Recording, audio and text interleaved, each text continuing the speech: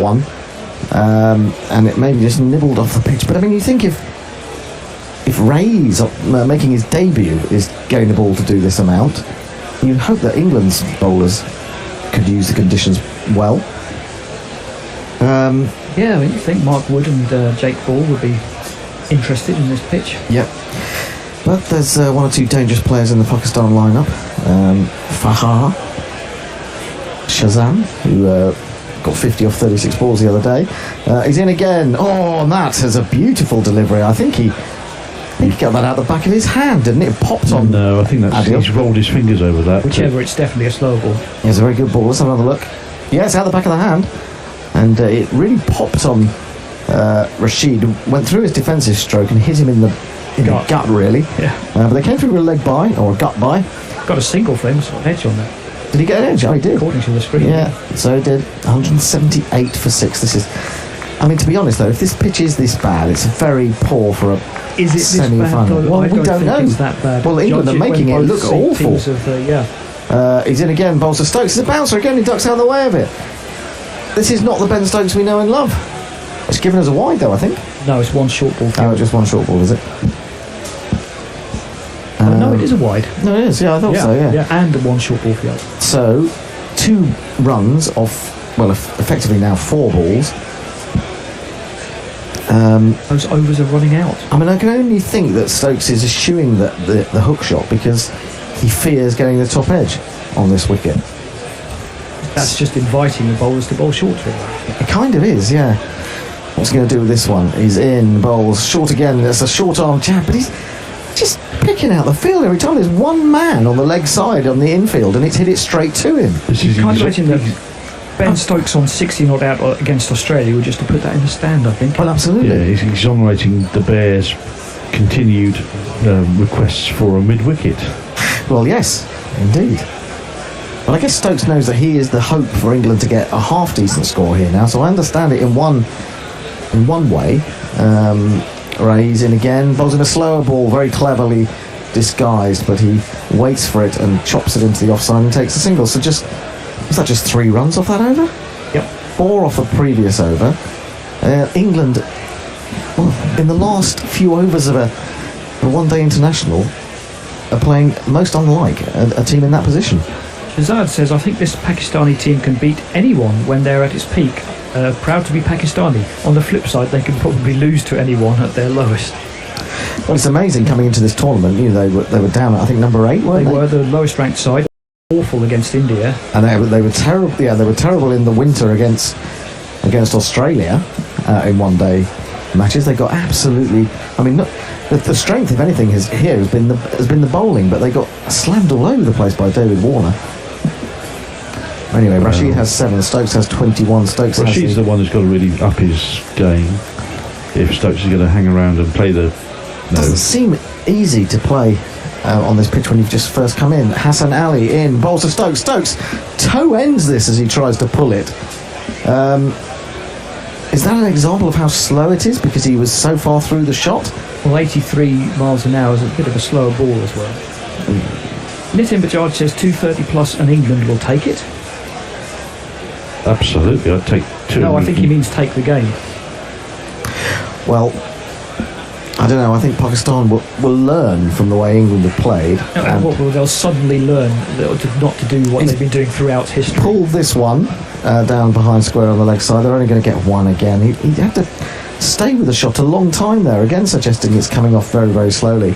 No, I was thinking, they've got Fahar up top, who scored 50 off 36 balls, and I think what they're going to do, Pakistan, is get as many runs in that power play and really go for the power play before this ball. It can, but on the basis that the ball is getting, it's lost its shine, it's lost its hardness, and it's really hard to get the ball away now, I think. But you've got Ali at the other end who's going to play the long game. Here's Hassan in, big in-swinging Yorker, but it's no chance of that's going to be given LBW. It was swinging down the leg side. However, they go for a quick leg by, and the wicket is thrown down, and I'm not convinced he's out, but I'm not convinced he's in, if that makes sense. You've got to ask yourself one question. Do I feel lucky? Well, do you, Bunk? Well, we're going to see in a minute. Get that bat in. Oh, he's out. He's out by a foot. Oh, well, there you are. There's the comedy run out. We were just waiting for it. And now we've got it. England are in disarray, I'm afraid to say. There must be a run out here. Oh, how tragic. How tragic, how tragic, how tragic. It's all right, John. Steve Carrot says, right, that's it. I'm off for a lime and sour plum cordial. I think that's the only answer.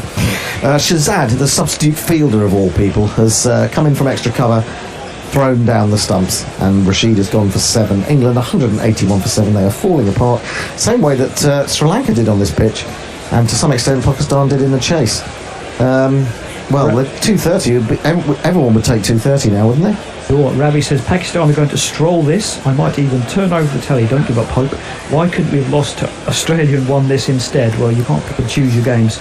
Swing it both ways. There's far too many dot balls for England, trying too many shots.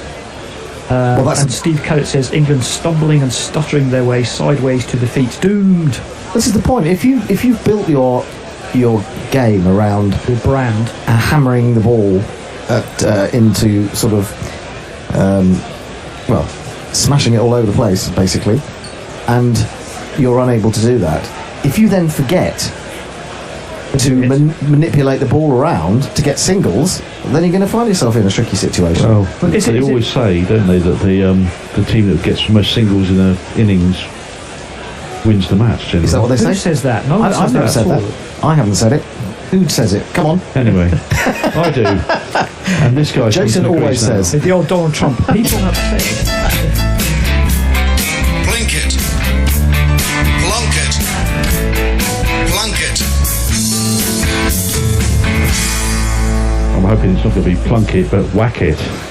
Well, yes, that's what we need. That means the last recognised batsman, Mark Wood, is quite decent, but I don't suppose he is trying to get lots and lots of runs in the last 5 or 6 overs.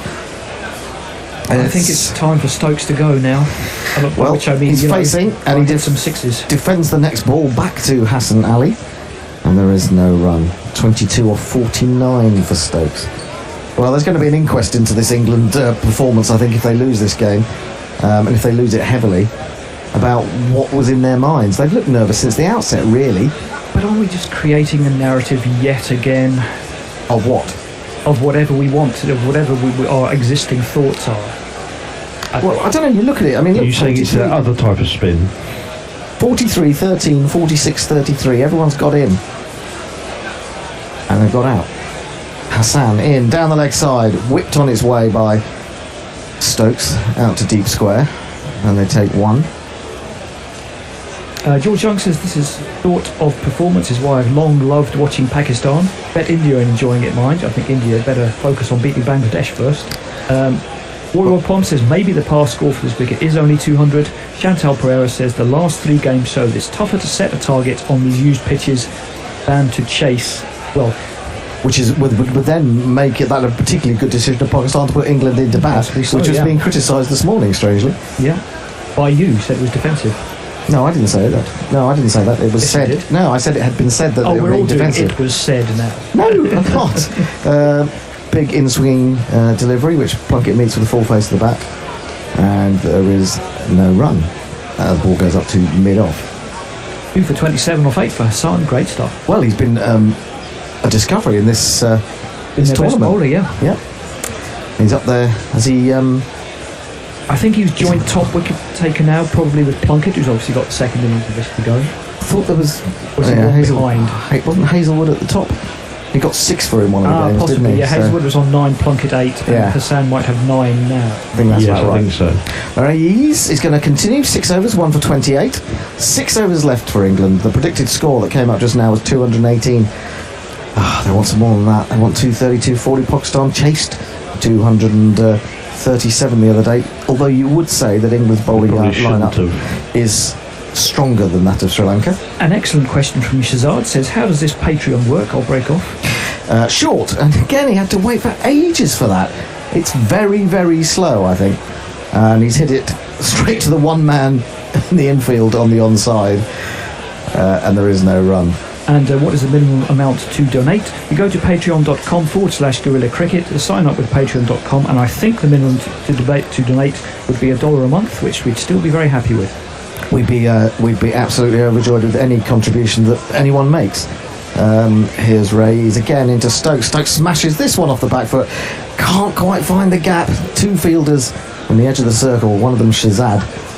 Now you can Finally see get control of the ball. You can see mid-off is up there. But Pakistan definitely having a plan to bowl back of the length. Yep. Well, you hope that, if we talk about Pakistan learning from the way that England have batted, that England might learn from the way Pakistan have bowled here. Well, we have back of the length bowls, Plunkett. We do, yeah. It's just a case of putting that into action, isn't it? Yep. Ben Stokes moves to 24 from 52. Yes, you heard that right. England 183 for 7. 20 singles and 2 twos for Stokes. Well, it tells you how he's been playing. Well, even when he puts almost everything into it, it's not going very far, is it? Aruman Reyes is coming round the wicket now to the right-handed Plunkett. He bowls to him and he goes back and pushes to mid-wicket. They're very keen in the field at the moment, Pakistan, aren't they? They're really sensing there's an opportunity for buzzing around. And this is going to rank in the great pantheon of It'll be English failures. Be forgotten in a month. Well, it will be, but then it will be brought up again when the World Cup comes round, won't it? Or when we're next playing ODIs. Haven't lost the game yet.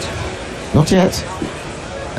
Rays in, bowls to Plunkett. Plunkett pulls well enough, but not well enough to beat the man on the mid-wicket boundary. So it's just one to him. He's off the mark. 184 for 7. 5 overs after this one. Yeah, the job to get to 225 really.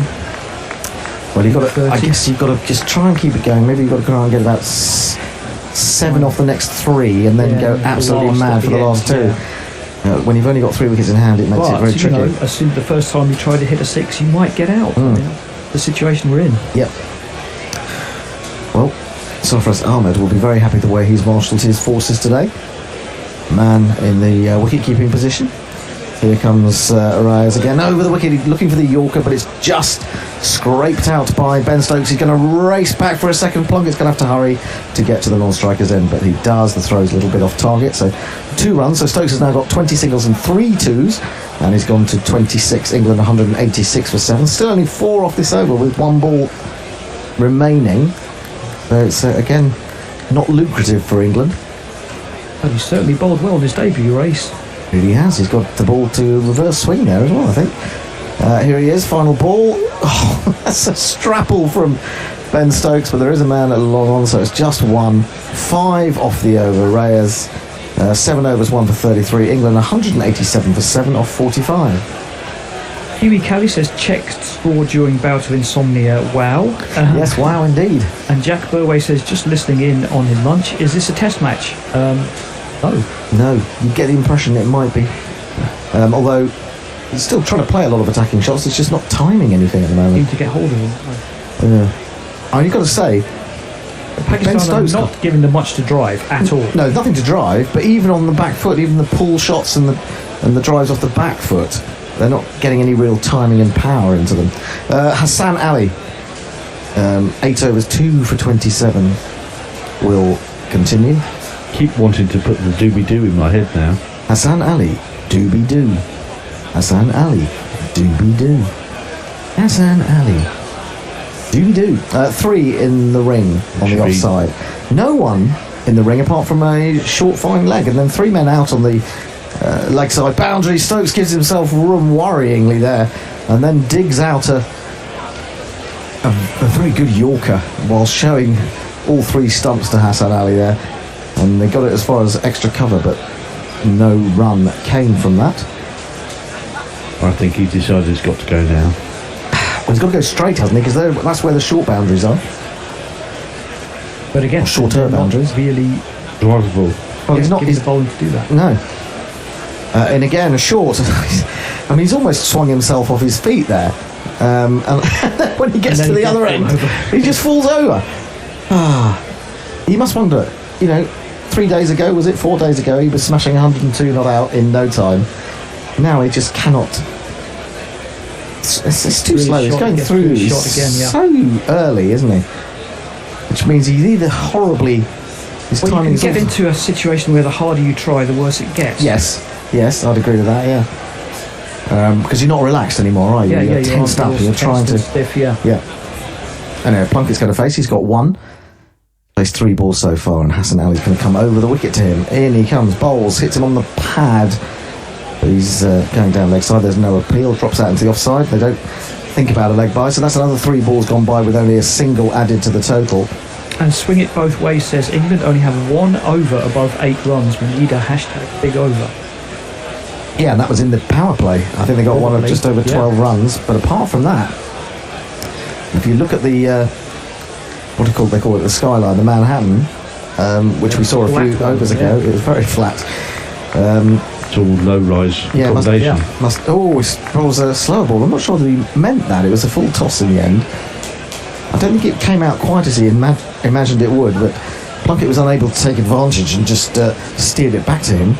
I always find those really hard to hit. I find full tosses Me too, difficult, but yeah. particularly if you were batting on a flat track with the ball coming on, you're ready to hit, and then they bowl a full toss and you hit it. When you're a little bit tentative because they're bowling back of a length and the ball's not coming on, suddenly you get a full toss and just kind of five.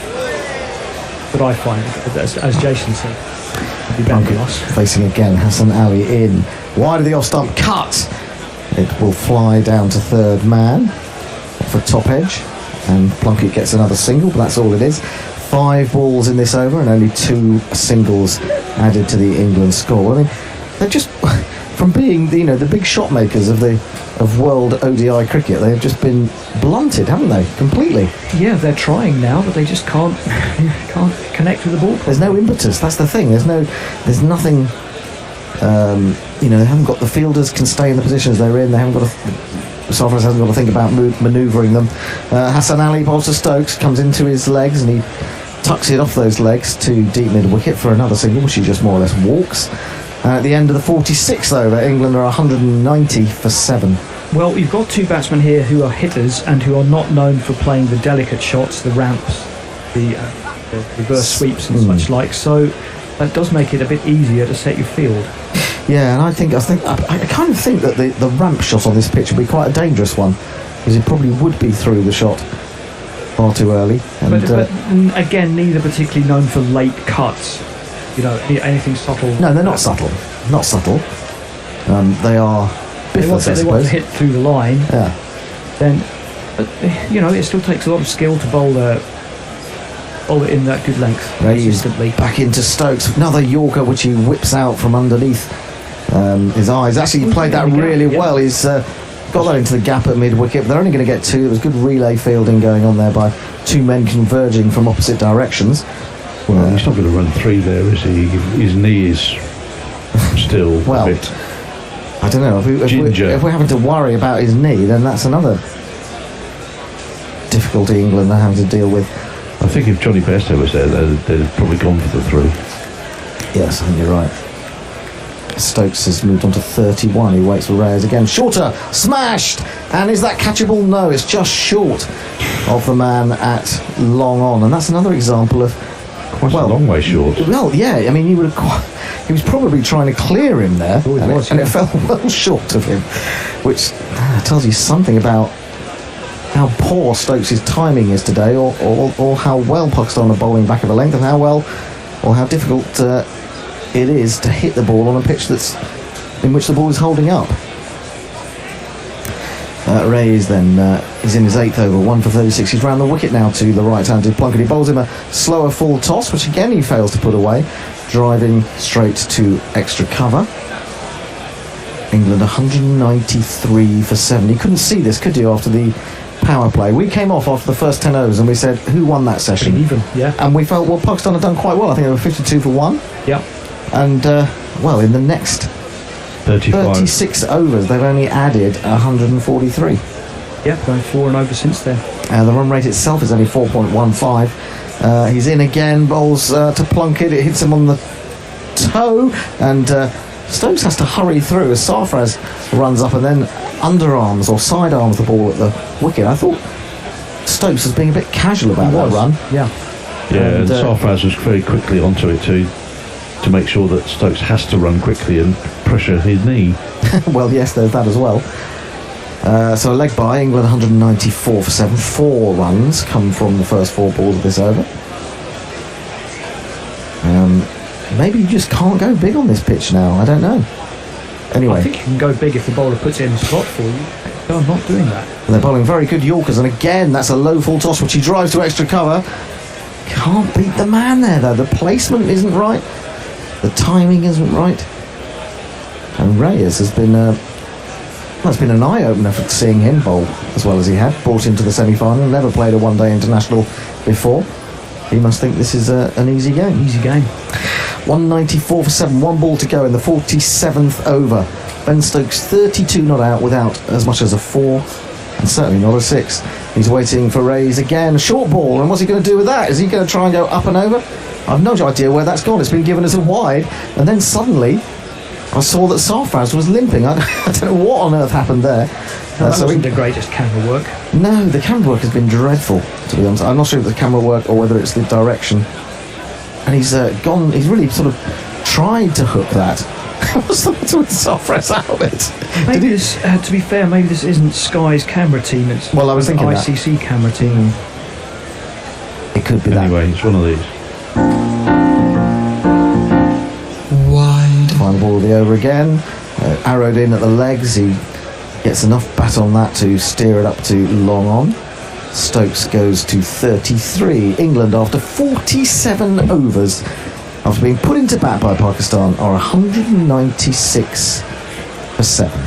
So Stokes here really needs to take a deep breath, and as difficult as it must be, try to relax himself, try to relax his muscles. He knows he's now into the last 3 overs where he can have a swing. We're looking at England's very flat, as we said, and just try to find his timing rather than muscling the ball, but it's very difficult to do when you're caught up in the heat of overs. Well, I think you're right. We had 13, I think, from the 3rd over, but since then I don't think we've had more than 7 in an over. So in 44 overs since then, we haven't had more than 7 in an over. Hassan round the wicket to Stokes. Again, it's a very good Yorker. I think it was a no ball. We're going to get a free hit. That might help him to loosen his arms a little bit. Ball comes into Sarfraz. It is indeed a free hit, but it's Plunkett. I'm sorry, Smokey. You were over the line. That's a foul. It's Plunkett, unfortunately, perhaps for England, who's got to face this ball. Who's only Perhaps not. Yeah, but he's got 2 from 8. Here's his chance. It's That's marginal. Yeah, No, just as it comes is down. good Yeah. call, yeah. Hassan Ali's in his final over now. Very fine spell from him. 2 for 32. But some poor person's going to have to bowl the last over in the 1 over spell. Yes, that's right. Well, they're bringing him in the moment. Mad was him again. Bringing a man in from the cover boundary, so he's got to try and get inside out this and hit it over the top there, and he doesn't. He absolutely tries to clobber it, but the head went up in the air. They're going to run back for a second. He could, of course, be run out on the free hit, and that has not missed the stumps by much. And if that had hit, where was the keeper? I don't know where the keeper had gone. Yeah. If that had hit, then I Maybe think he is. Plunkett would have been on his way. Maybe he's hampered. Let's hope so. No, he didn't run in. there, He yeah. didn't go in at all, did he? Yeah. Oh, it wasn't that far away. Plunkett had I given think it up. there was someone on the stumps, but he just jumped out of the way. Well, I think he probably thought it was going to hit, and he hadn't got close enough to catch it on the full. That's probably why he left it. Well, yeah, maybe Sarfraz is not particularly mobile, as you say. They ran a 2 there, and he didn't move an inch towards the stumps. 200 up. 200 for 7. Here comes Hassan Ali over the wicket to Plunkett. Plunkett drives. A good Yorker, but he's got good power into that. Unfortunately, there are 2 people fairly straight at long on and long off, and it's picked up by the long on. Plunkett moves to 5. England 201 for 7. Stokes 34 from 62. What was the score when Stokes came to the wicket? They would have been 3 down, 128, I would think. So they've added 73, and he's added only 34 of those. Correct. So he's been the junior partner with all the other partners he's had, effectively. Makes room outside the leg stump. He's followed by Hassan, and he misses this completely. Good piece of good work behind the stumps, and it was very good bowling as well. But you're right, they've been bowling back over length, and then when they bowled the full balls, they bowled them so well there hasn't been anything really to hit. They've been either low full tosses or Yorkers. And quite a few slower balls, quite a few Slower changes balls. of pace, yeah. So very good bowling. Got to give Pakistan credit. England 201 for 7, 3 balls to go. Is that a grimace or a grin from Ben Stokes as he waits for Hassan Ali to come round the wicket? He's in, bowls, he's gone for a big... Oh, that's out. Yeah. Big smash up in the air. There's a man at extra cover. Hafiz is going to take the catch, and Stokes has gone. It was a leading edge. Hassan has a third wicket, 3 for 35. England's last hopes of getting up to 230 has gone with Ben Stokes. He's out for 34. Not one boundary in that innings. 34 from 64. England 201 for 8.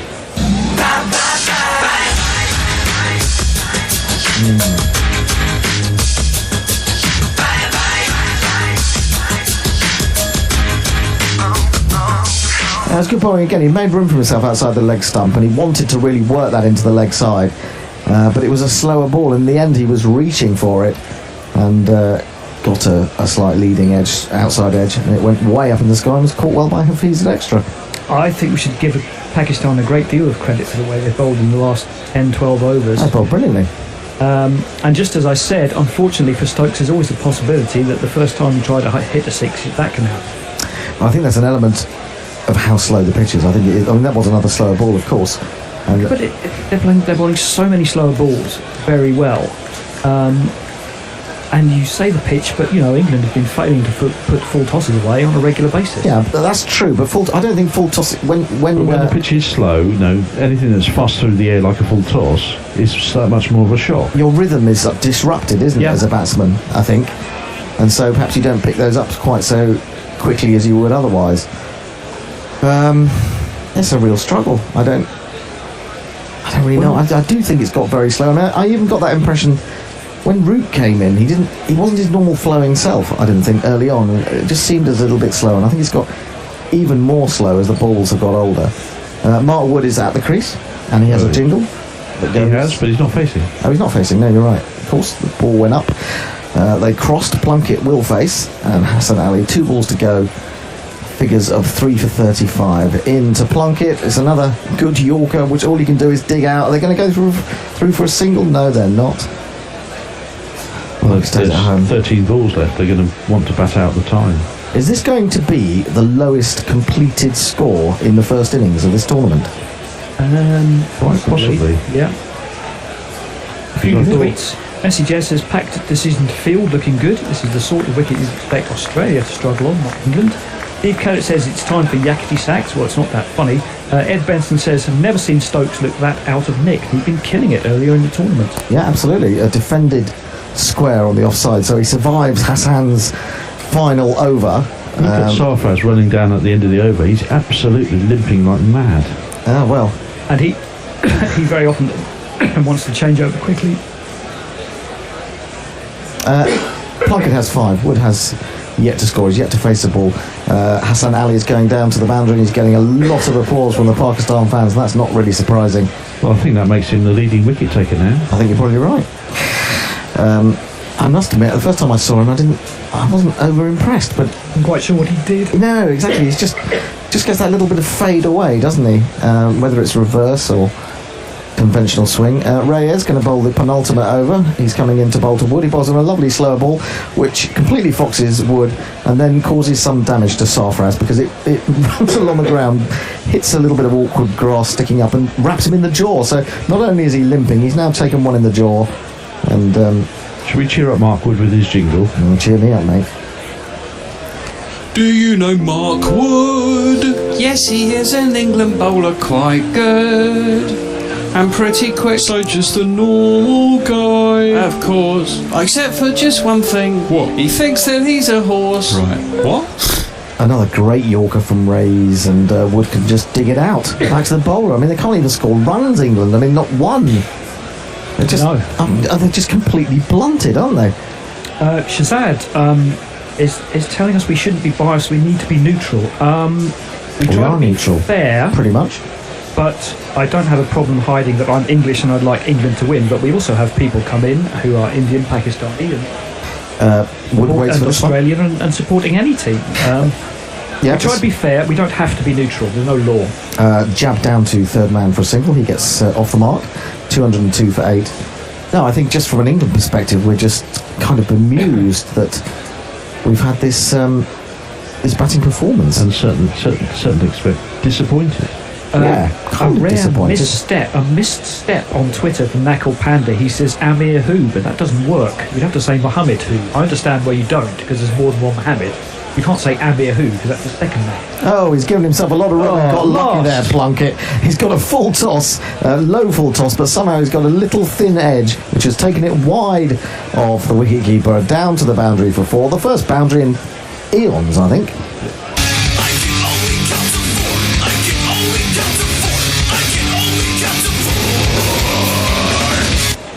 Jason says, hope India and Bangladesh are not playing on the same ground. Indeed they're not. He adds, we need some entertainment. Well, don't rule this game out for entertainment yet. Pakistan have still to bat. He's in again, bowls it short, pulled, and he's going to be caught. He's going to be caught. Well held by Azhar Ali. You just don't seem to be able to get any power and timing into the shots from this pitch. He hit it probably as hard as he could. It looked like he timed it pretty well. But it was quite a simple catch for Azhar Ali, just running away to his right at deep backward square.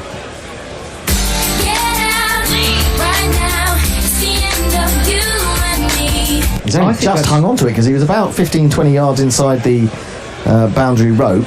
Could easily have gone over him and embarrassed him, but he just seemed to just grab it in the top of his fingers. But Liam Plunkett has gone for 9. I think that was fair enough, trying to hit the boundary. I mean, Jason, I kind of see what you're saying about batting out the overs, but I don't think it's worth just milking singles just for the sake of batting 10 balls. You might as well try and hit some boundaries. Well, they've got 7 balls left now. Well, Jake Ball can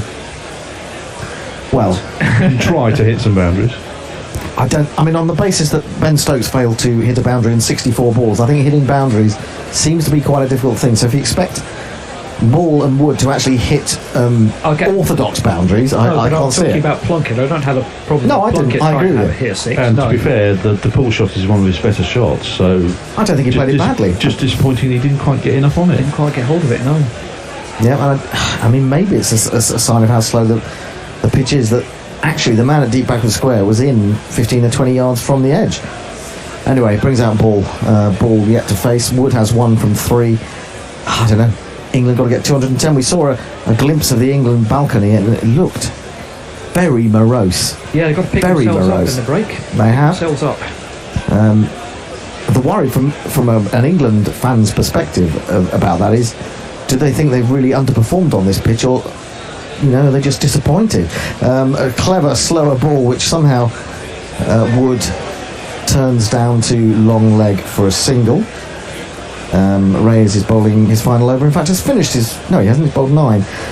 That will be his final over because there's only 1 left. Great figures for him on debut. 9 overs and 2 for 44. Yes, well done him. Yes, indeed.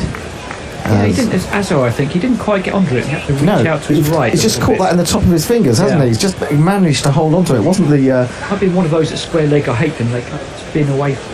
Yeah. I think he was a bit too far in. If he'd been he ended up sort of having to reach up for it rather than just let it come to him. But if he was right on the line, can he come in far enough to catch that? I think he would have probably come in far enough to catch that. I think he would have caught it knee height, maybe. Anyway, the final over will be bowled by Junaid Khan, who's also not going to complete his 10, but he will bowl 9. He's got figures of 2 for 38 at the moment, and it's really up to Wood and Ball to see what they can get from this last over. 13 would be handy if you're an England fan, just to get you to 220. But England have fallen short of even what Sri Lanka got on Monday. Final over, got 3 in the ring on the offside. Can't see the onside field for the moment. And here comes Junaid Khan, left arm round the wicket to Wood, and Wood has to wait for a cleverly bowled slower bouncer and then pulls it down to long leg for a single. It's a no ball as well, which is another bonus. It's another free hit. Over the line! Huh? I'm sorry, Smokey. You were over the line. That's a foul. 69 miles an hour is a very slower ball. It was. I think England have got to bowl going to have to bowl lots of slower balls themselves, because this seems to be the way on this pitch. There just doesn't seem to be any pace in it at all, really. He's got to bang it into the pitch like Plunkett and Wood do, and make sure and watch it not come through. Yeah. Well, the ball's going to face. Of course, a single and no ball gave us 2 runs from that last delivery. 209 for 9. He's staying round the wicket to ball. Oh God, he gives himself loads of room, but swings at it. He was nowhere near that. I don't even know that he was actually looking at the ball when he swung at that. I think we really need Mark Wood up at that end. Take all we can get by now. Oh dear, I think that's 4 runs. Probably might have to do. particularly poor. He's number 11 though. Well, I know, but you've got to get a bat on it, surely, haven't you? Free hit. At this Wouldn't you stage? take a swing. Oh, that was a free hit, sorry, yes, okay, fair enough. Nothing came from it. What can you do with this one, which is a legitimate delivery? It's a lovely, curving, in-swinging Yorker outside off stump, and again he can't get near it. And it goes through the keeper, no run. Is it a particularly hard ground to sight on, I wonder? I've no idea. Seem to have been the rest. Looks all right to me from the stump cam, looking back down the ground towards the bowler. 2 for 40, but 1 run of 3 balls. 4 balls to go. Well, 2 balls effectively. 4 balls to go. Some unconventional boundaries will be very handy around about Yeah, a now. couple of snicks. Well, he's got the bottom of the bat onto that, but he's hit it straight to the man at cover, and so they don't run. So that was particularly ineffective and unhelpful from an England point of view. 209 for 9. I don't think Pakistan in their wildest dreams could have imagined keeping England to this. No. Well, they bowled brilliantly. They fielded with great enthusiasm. Dropped I think. anything? Yes, they dropped. Didn't Bairstow got dropped, didn't he? That slip. Yes, it slipped. Couple, yeah. It was a hard slip chance, and one a but- mid wicket, both a little bit different. Yeah, they were, anyways, into bowl to Jake Ball, who's come down the wicket. He's lifted that. I don't think he's got enough length on it. Yes, he Now has. interesting. What's happened there? Oh, well, anything. it has. It's plugged. Ground music. It's plugged, and 2 men converging on it nearly think- knocked it over the boundary between them. But in fact, they have got the ball back in, and I think that's they've a got 2 runs. fantastic piece of saving runs there. Yeah, the man was running back from mid-off, and then another man was coming round from long on. It completely plugged, and he just flapped it back to the man who'd come to help him. Yeah, that's okay. And he, for a moment, it looked as if he was going to allow the ball to spin back onto the boundary. I think that's perfectly okay, isn't it? Even the outfield, it's slow and it's throwing the fielders. Yes. Not the perfect pitch for a semi-final, but it may yet produce a cracking Classic, it could do. game. We've been waiting for the thriller, haven't we? I don't want to be thrilled today as an England fan, but there you go. Yeah, but that's the only way you can win now. Junaid bowls, he tries to smack out. this, and there's going to be a run out, I presume, from Sarfraz. Wood trots off, as he does. Maybe we'll break into a gallop in a moment. England have made 211 all out. It's extraordinary. Junaid has finished with figures of 8.5 overs, 2 for 42. Ball has made 2. Wood is out. Run out for 3. And he's out by miles. I'll tell you what, ball might even have been out there. He was so slow off the mark. Or they crossed. Well, England are going to have to bowl extremely well, I think. Although we will see whether this pitch is difficult for all batsmen. But I do think Pakistan's best way of winning this is to go out at the top really quickly. I'm sure that's what Fakar's Sorry? sure that's what Fakar is going to do. Well, I think he is. That's the way he seems to play. But I think whoever he's got at the other end, would you maybe take Azhar Ali out of the No, I think opening you want position? him to. You want someone to stay the course. If he, I mean, when they were chasing quite a big score, I think against India, his 50 off 80 was a problem, but they would be perfect for them today. Well, he again on Monday he was quite defensive, and then occasionally he would just play the most Hit a huge straight 6. shot. Yes, he did. Absolutely massive out of the ground. Anyway, wait to see what happens. Any more tweets before we go to the Yes, break? Ravi says England will have lots of nearly wickets, a failed review, 2 drops, and lose by 5 wickets. From Darkest Peru says, afternoon, my exam marking has run aground and I'm not going to make my target, just like England. Knackle says, open the bowling with Moeen. I don't really see why. It's the seamers have been doing the damage. And Jason says, are we expecting a reverse final, Bangladesh v Pakistan? Don't rule it out. I wouldn't say that. I I agree with you on that, but I think it was the spinners who actually caused the initial problems for England. They got Ahmad Wasim in after 6 overs, and England never got on top of him at all. Right, spinners have only taken 1 wicket. Yeah, wickets, but in terms of actually giving England some doubt, they didn't go for runs at all. I mean, you look at that England scorecard, and I think the first 5 have all scored in double figures, and then no one else has got to double figures. Junaid 2 for 42, Ray's on his debut 2 for 44, Shadab 1 for 40. I thought he bowled pretty well. Imad only ended up bowling 5 overs for 16. 20 overs of spin. But 3 43 run score किए उसके बाद फिर Stokes थे जिन्होंने 34 run बनाए, Morgan ने 33 run बनाए और पूरी टीम 211 रन बनाकर आउट हो गई। एक गेंद कम खेली है उन्होंने 50 ओवर्स में से, 49.5 ओवर्स में से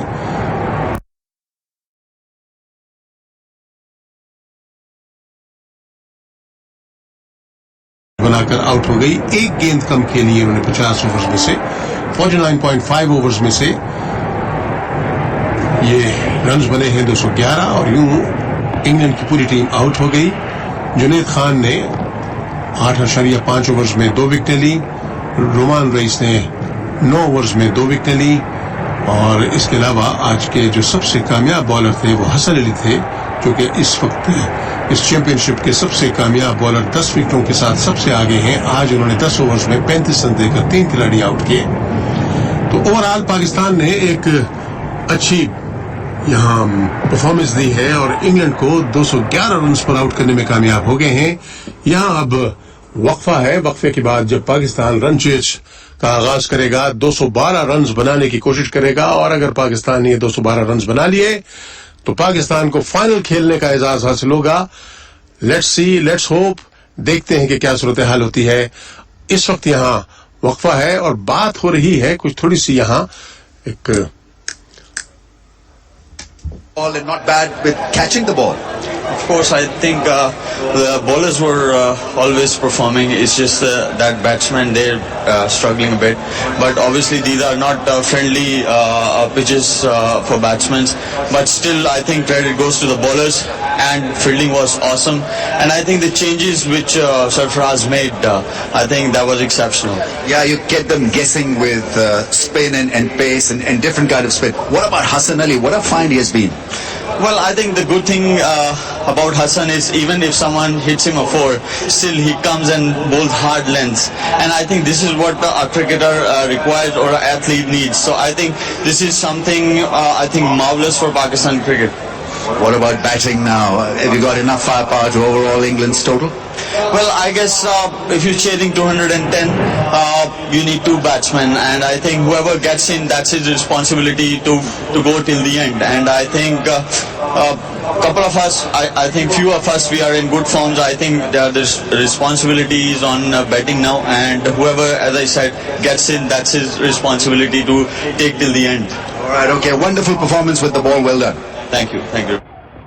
बात कर रहे थे, आप सुन रहे थे शोएब मलिक की, और शोएब मलिक ने आखिर में कहा कि अगर 212 रन हम चेज कर रहे हैं तो 2 बैट्समैन ऐसे होंगे जो कि रिस्पांसिबल होंगे इस सारे स्कोर को करने के, इसलिए कि जब 2 बैट्समैन सेट हो जाएं तो उनको पूरा ये टारगेट हासिल कर लेना चाहिए।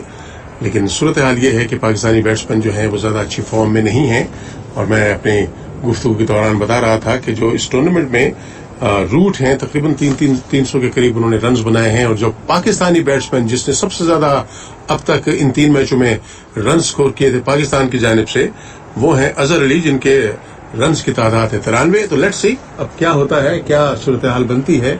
इसलिए पाकिस्तान को 50 ओवर्स में 212 रन चाहिए पहला सेमीफाइनल जीतने के लिए। वक्फा है, वक्फे के बाद एक बार फिर हम आपकी खिदमत में हाजिर होंगे। आइए अब वापस चलते हैं अपने स्टूडियोज जहां हमारे मेजबान जो हैं फखर अब्बास मुंतजर हैं।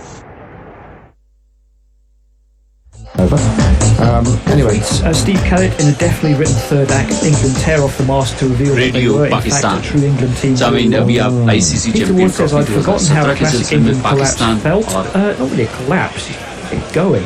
Yeah. And Smelty says, I'm sensing embarrassment as Pac only lose a couple and make the target easily. Well, Adelaide Barmy says, can we still call the total runs? I call 4-2-3. No, well, you can, but you won't win anything. Yeah, I mean, I think that's going to. If Pakistan do this easily, then there are going to be lots of questions asked about the way England approach it. They just look nervy from not so much from the We have to start. ask loads of questions. Well, you do have to One ask. game. Well, yes, you do, because they've got into a situation where they've been playing a particular way, and then they've gone completely against that way of playing. So you might argue, we've argued before when they got out, when they found themselves 20 for 6 against South Africa, that it was because they were playing shots the whole time. So maybe they've readjusted and thought, if this happens, we've got to be a bit more watchful. I don't know. Well, to be fair, they normally have their wobble before the tournament started by changing something that they shouldn't have changed. Well, they did have a wobble. They had a wobble against South Africa in what effectively was a warm-up game. Right, but what Jason's saying, they didn't then change batting. No, they didn't do that, but they changed the batting order today, and that might be brought up by one or two people. I'm not sure. Like everybody in the world. Yeah, but I'm not. Yeah, I'm not showing that has any validity. And Bairstow's end up almost top scorer, hasn't he? 43. As well as anybody else. Yeah. Anyway, that may be that it's easy to bat in those power play overs, and we shall see. Let's at least have a look at the second innings before we start writing the epitaph. We're not writing an epitaph. We're just saying that England are in a great position to have got to the final this tournament, and if they are beaten easily, you'll have to ask questions about the way they batted and why they batted that way, or was it simply that Pakistan bowled superbly? I'd go with the latter. Okay. Time for a break. We should be back in about half an hour for the Pakistan reply. They need 213 to win, I think it is. 212. 124 for 9 off 26 overs at the minute. This is an absolute mauling, and brilliantly they've done it for us that Trent Bolt's economy was 2.7, and I could have never managed 27 divided by 10. I don't know about you. Impossible. It's not like you just move a decimal point, it's just beyond. It's so kind of. Anyway, it's the spell that people remember. 5-3-3-5 was the spell that he just produced. What, 5 overs, 3 maidens, 3 for... Oh my goodness. That's what it's on in the annals. Wow. World Cup history. Australia don't get up to 190 and win by 20 runs, which is That's only going to happen if they implement my idea of the ground doubling in size, okay? Anyway, as far as I know, that's not happening. I also take partial responsibility for this batting collapse, because they've obviously seen me on comms and thought, come on, keep losing wickets, lads, because I brought about 3 more. Anyway, and he's into bowl. Salvi to bowl to Haddin, and Haddin steps away, a little bit Johnson-esque, and doesn't quite get connection on it. And he's not happy with his bat, so he's going to get that check. Salvi's got the most bizarre figures: 6 overs, 2 for 50. I was going to say, there's not even enough wickets left for him to get too respectable, really. Well, 3 for 50, the thing just is, about 3 on for that 50. 3 for 50, people see the average of 18, and they're sort of like, that's like pretty solid, but it doesn't quite tell the full story, because that economy bit's shocking. Absolutely shocking. But they keep flashing up his average on the screen as if that's their focus. The fact it's gone round the park, irrelevant. The economy rate these days has got to be as important, if not more. Yeah. Green room. So Chris Woke's. It's like in modern one-day cricket. 2 for 80. If you're a batsman and you average 80, but your strike rate's 50, you're almost disadvantageous, aren't you? And that's blocked into the offside. Haddin tries again to make room just to look for that shot over the offside, but he can't quite do it. And now he's playing the hook as if he's sort of saying, should have played that. Well, with the batsman, what was in the summer, the T20, what was it called? That random thing. It was the average and the strike rate put together. And then the commentators took so long to explain what it actually meant. Just cricket stats. We love our stats in cricket. All you need to say is he's quite aggressive and he normally gets quite a few runs. So yeah, exactly. Probably want to get him out. Yeah, and Salvi into bowl again. 2 dot balls as far as over. Right arm over, comes in, bowls, and it's a bounce, and Haddin does go for that hook shot, but he misses it, and it's going to be a wide ball. It's a wide ball. It's took wide. One of these, man. I can just do a jingle as Jeffrey if you Why? You got there eventually. You got our man on jingles, my dad. Yeah, it was wide, to be fair. It's too high. I'm not having that. Mike Hussey didn't he come up with something that if your average plus your strike rate equals about 200, then you're doing alright? Yeah, that sounds about fair. Yeah. So if your average, well, that's for T20 really, not for this. That's just just short of mid-off. Haddin goes for that drive that he's been looking to make room for, gets a really decent connection on it, but it's straight at mid-off, and it's just one bounce into mid-off's hand. It's one of those sort of So what's his tactic going to be here? Do you think he's going to have to go for pure counter attack since this is the power play? Do you think he's going to try and bat the overs now? Not overs, but as if he should do to Jeffrey. Knock them all out. Go for 150. Go for 150, lad. Single lock. Salvi's into the ball right arm round, and that's hooked. That's a nice little shot, and he's going to get 2. He's going to keep the strike. He should get 2. He wants to take it. Yeah, he's chosen to take it. He's at least got to aim to get a 4th bowler on. I don't know whether you follow that Fred Boycott account on Twitter. It's absolutely hilarious. It's a parody of Jeffrey Boycott, and it's always highlighting dig in and people who do things like that. He goes on the county scores on Cricinfo on a Thursday in May, and he'll highlight the opener who's got like 0 of 60 and like tweet endlessly about it. It's brilliant. Oh, it's just, I know what he'll be tweeting now. He'll be there tweeting go for 150, 1 and over, solid. Oh, and he stepped away. That's dangerous, but he's got away with it. His hand-eye has allowed him to recover.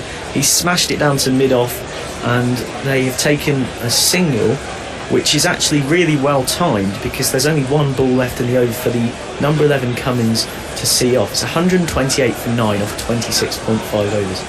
All of a sudden, a 4th New Zealand bowler is desperately stretching. Yeah. There's Grant Elliott, talking of experienced 30-year-olds who've been 30 for donkey's years, he's one of them. I swear when England toured last time, when New Zealand toured England 5 years ago, he was an experienced 30-year-old, and he's still an experienced 31-year-old. Passport fraud anyway. So Sally's into bowl, right arm over, comes in to Cummins, who blocks it into the offside. That's a dot ball, that's the end of the over, 128 for 9. And to be fair to Cummins, he's batting for his partner here. He's doing his job. He's doing what he should be doing in this situation, which Mitchell Johnson is not doing, because Mitchell Johnson is too bloody egotistical. Well, Mitchell Johnson thinks he's a good bat, doesn't he? Yeah. That's the point. He's an alright bat, but if Brad Haddin's at the other end, you bat for Brad Haddin. He's a good bat at 260 for sort of 6. He's a bully, five overs left. He's alright to go. Yeah, exactly. But 110. You've got to play to your partner. If you think you're better than your partner, then you go for it. And if you think you're worse than your partner, you try and stay. That's kind of tail end rules. Right, let's see some tweets then. Tanya Kinney, Brendan McCullum is the most intelligent person in cricket today. Can Australia do it? That's 17 minutes old, that tweet, but possibly not. That's a long 17 minutes. Can Australia do it? What are they referring to there? The miracle at Eden, as it will be forever known. Any more? Jason Hiscott, the silver lining in this is presuming New Zealand win. Oz net run rate will take a severe hit. That's the silver lining for England, I suppose. People saying Australia are worse than England. One collapse does not an England side make. From Nathaniel Mikel. Adam Milne is the new bowler, rather unimpressive average of 40 plus, comes in right arm round, and Haddin has a swing, completely goes straight for him, and that's a dot ball. There was no jingle for Adam Milne. Yeah, he's a bit of a newbie, and good pace, 143, so for me you're looking about 88, 89 miles an hour for those who like to do That's what it is in real money. Yep, exactly. Do we know what Australia's lowest score in ADI cricket is? What interesting name. Nagel Van was said we were 18. I'm going to say it's double half the total. And it's going to be Milne in to bowl, right arm over, comes in, and that's a nice Yorker. Well bowled, young man. And that's blocked by Haddin back to the bowler respectfully. Good cricket. And is that really right? 159 we're hearing from Sky sources. 151 kph. Was that really 151? 159 is the record in the World Cup batting first. The screen just said that was 150 kph. Didn't look quite that quick. This is Mills. This is Mills. That's 90. That's 92. Yeah, this is the dodgy speedometer. I do think it's a bit sort of generous. Anyway, Milne's into bowl. That's a full banger, and Haddin can't really take advantage of it. Blocks it out into the offside. Have we had any more thoughts about Pat Cummins' batting technique? More bat angling, because he's getting slammed over here in Pundit's corner. It's all Cummins' fault. It's all his fault. He's let his team down. He's let himself down. His country down. I want a little bit of intent from him. That's all I'm asking. Mitchell Johnson gave you intent. Look how that ended. Yeah, if you're Brad Haddin, are you telling Cummins to have intent after what you've watched Mitchell Johnson do? Yeah, mate, have a go. Go on, have a crack. Step up. Anyway, here he goes. Bowls to Haddin, comes in. That's a full toss on leg stump, but again, Haddin stepped away and hasn't allowed him to make the most of it. Drives it straight to mid on, and that is a bit of poor fielding. And it's fumbled twice, and it's allowed a single to be. He's only taken. He's only taken the one, and this is what I was going to say. Did he take the? Yeah, he took did. Took yeah. single. I was going to say, Have you got the jingle for the?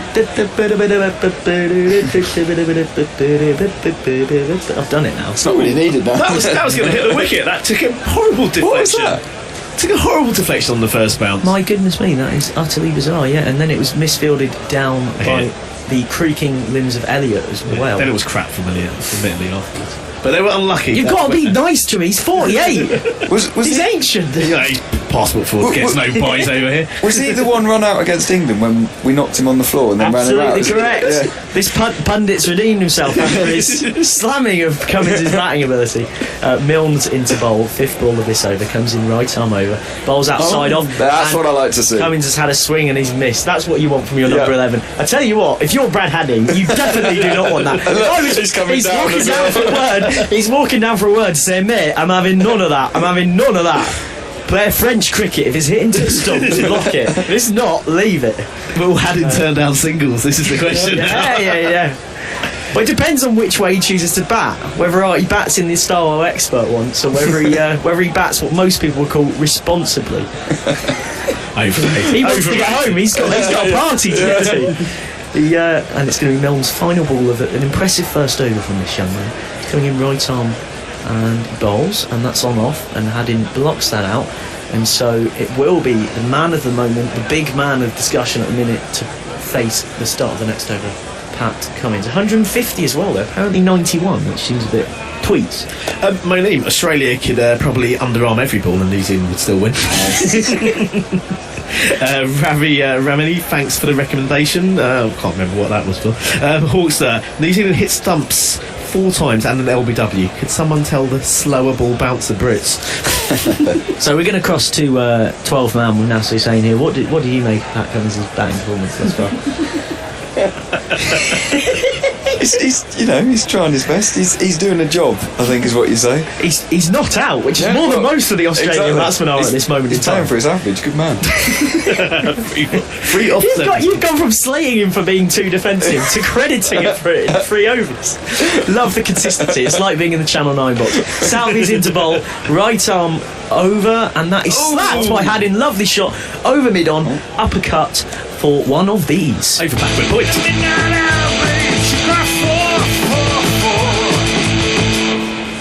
Lovely shot there by Hadding, stepped away and kind of played Southey off at his own game, and Southey has been very expensive. Cut over the third man. Disappointing bit of fielding down there by the man behind the advertising audience has fumbled that. We're going to have Nasser doing a piece on that in a couple of minutes because we desperately need to fill these between over gaps. Hadding's on 29 at a runnable. Southey's coming in wide of the crease, bowls, and Hadding again makes room, and it's sort of played out to a point for no run. You see Cummins backing up there, he's keen.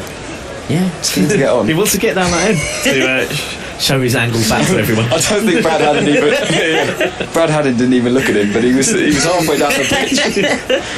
Brad Hadding's having none of it. It's an interesting little duel this actually, because Southey's trying to arrow the ball into Hadding, and Hadding's constantly trying to step away, and one of them's it's a bit of who dares wins really.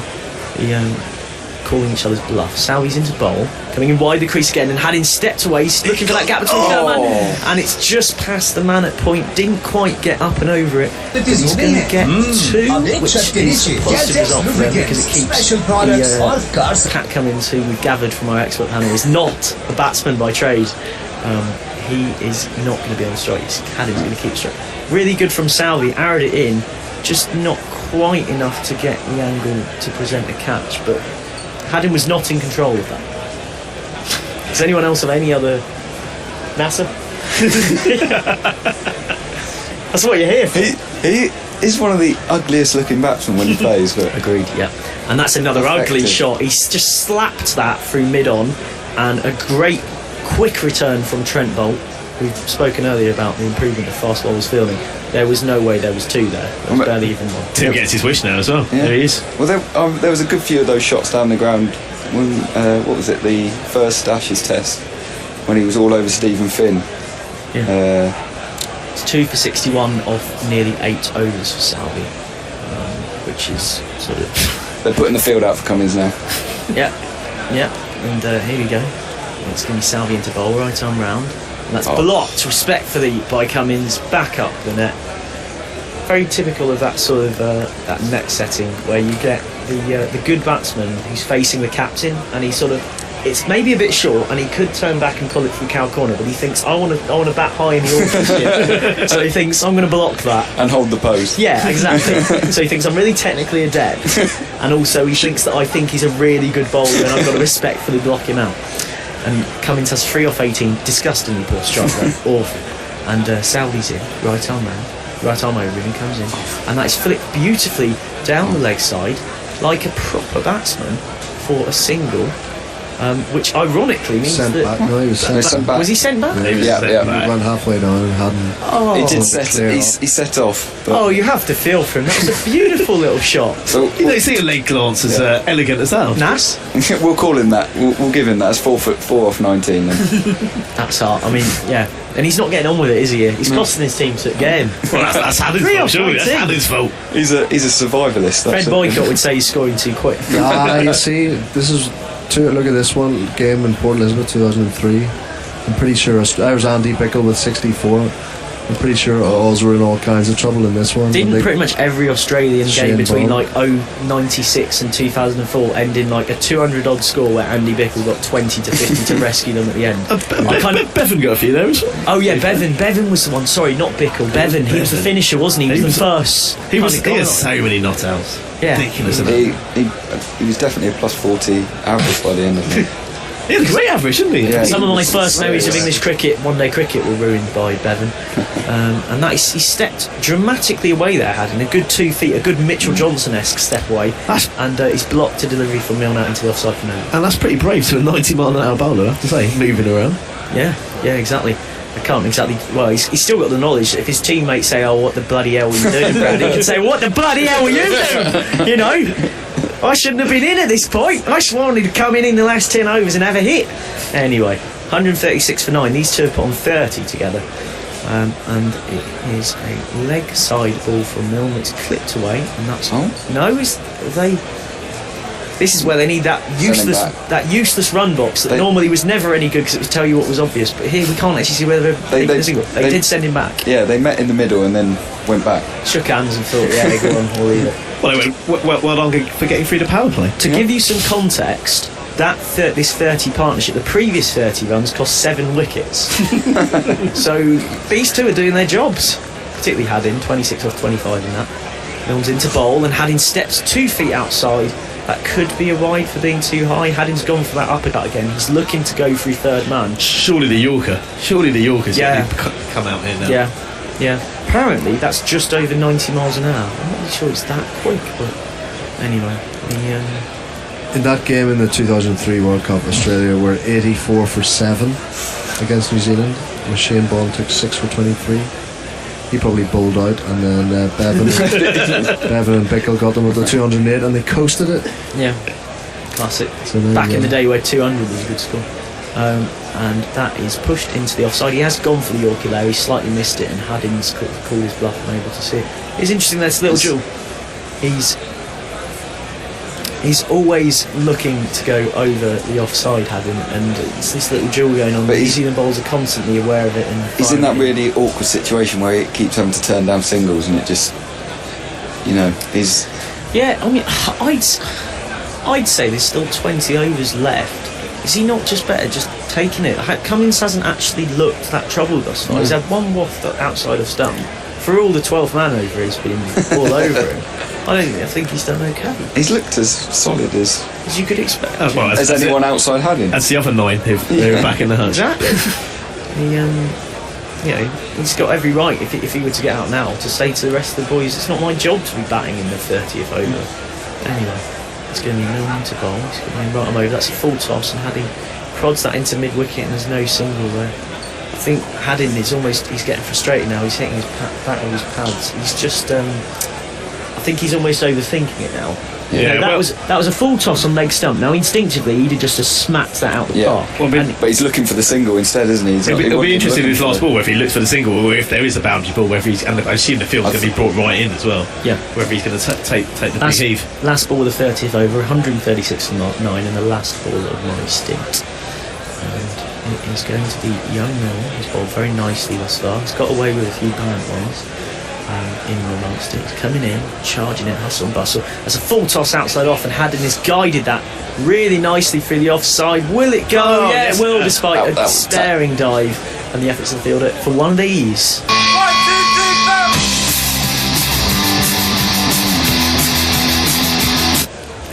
And that is 140 for 9 off 30 overs and the end of my ball-by-ball stint. And I will be passing you on to Abby.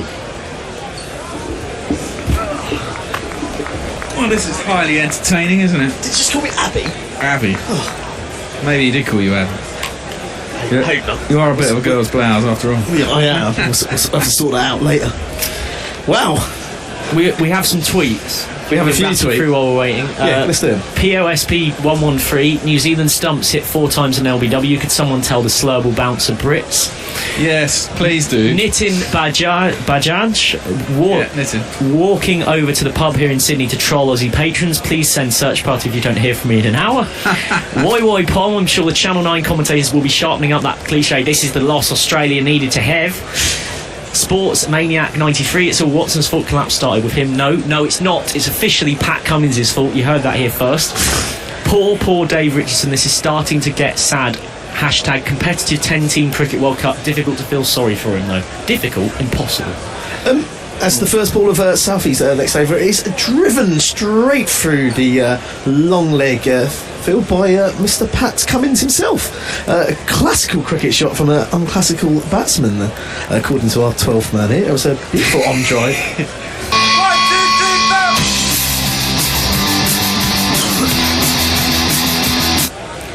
Yeah, he elegantly got to the pitch of the ball. And you might have noticed that Nasser, our 12th man, has been evicted from the box. He's coming to Nasser. Distinct editorial decision there. And Cummins is shining in his absence as Southie continues. This one's bowled wide of off stump. It's played up by Cummins, but he gets nowhere near it. He goes through for a dot ball. It's almost like that boundary was symbolic of how Cummins feels psychologically released now. He hasn't got that scrutiny on him. The shackles. From Nasser. The shackles. Exactly. Are off. He's not quite so worried about the scathing sort of criticism he's going to get there. Australia are sort of meandering towards 150 here, which, although it's a poor score, looks a long way off about 15-20 minutes ago. It's getting a bit tedious now, isn't it? We're going to have to stay here quite a lot later than we were hoping. We're definitely going to have to wait till after lunch. It's all very, very tedious. Yeah, I never know. B-Man might get going. As Southie continues to come in, he leaves this one. It's wide of the off stump. It's actually a pretty decent line, but Cummins not interested in throwing a bat at it. Another dot ball. When did the power play start?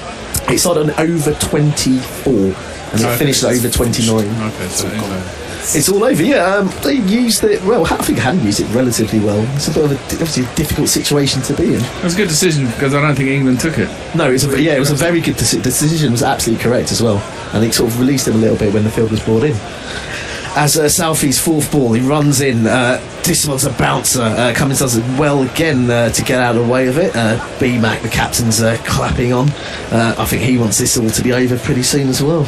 Some tweets. Official Matt Walker. Good to see that Australia aren't going to drag this out and I'll get my afternoon back. Well, I'll say that. Men with then. Dream scenario, Australia lose to Sri Lanka. Other games washed out. Eliminated. CWC 15. Optimistic. Worst things. Very optimistic. Worst things. I mean, strange things have happened. That tweet though about getting their summary loss out of the way. As Southie bowls a full toss this time, Cummins can only drive it to mid-off. It's thrown back in and it's another dot ball. I think it's always good to lose in a tournament, I have to say. The cliche. Yeah, well, I just don't believe that it's very difficult to go that entire time unbeaten. That you are going to have a bad day at some point. Yeah, it's better to get it out of the way. I'm trying to think the last World Cup. England are going with that logic.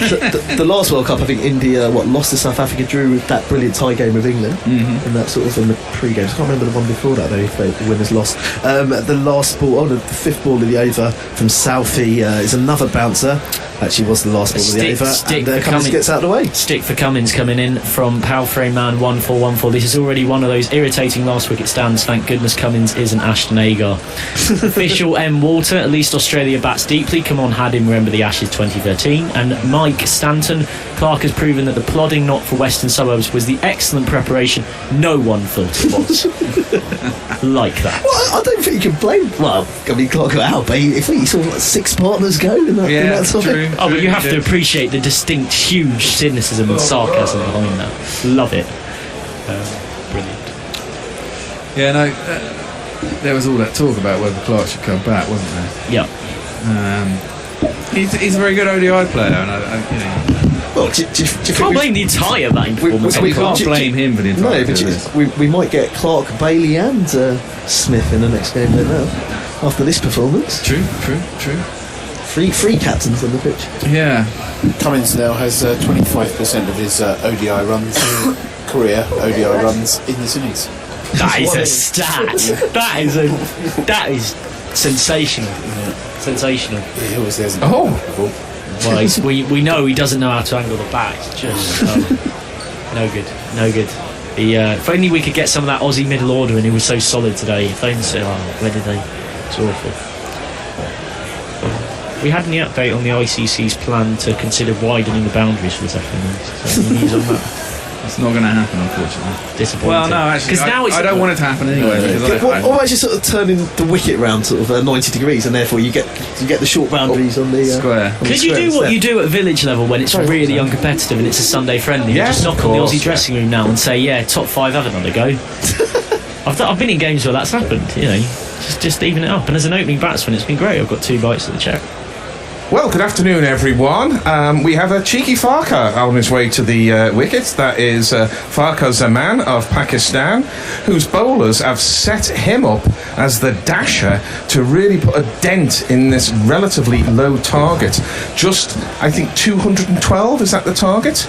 It's there or thereabouts on a sticky wicket in Cardiff. It's hot here in London. I'm sure it's not quite as hot in windswept Cardiff, but the fact it's not raining alone should be enough to please us.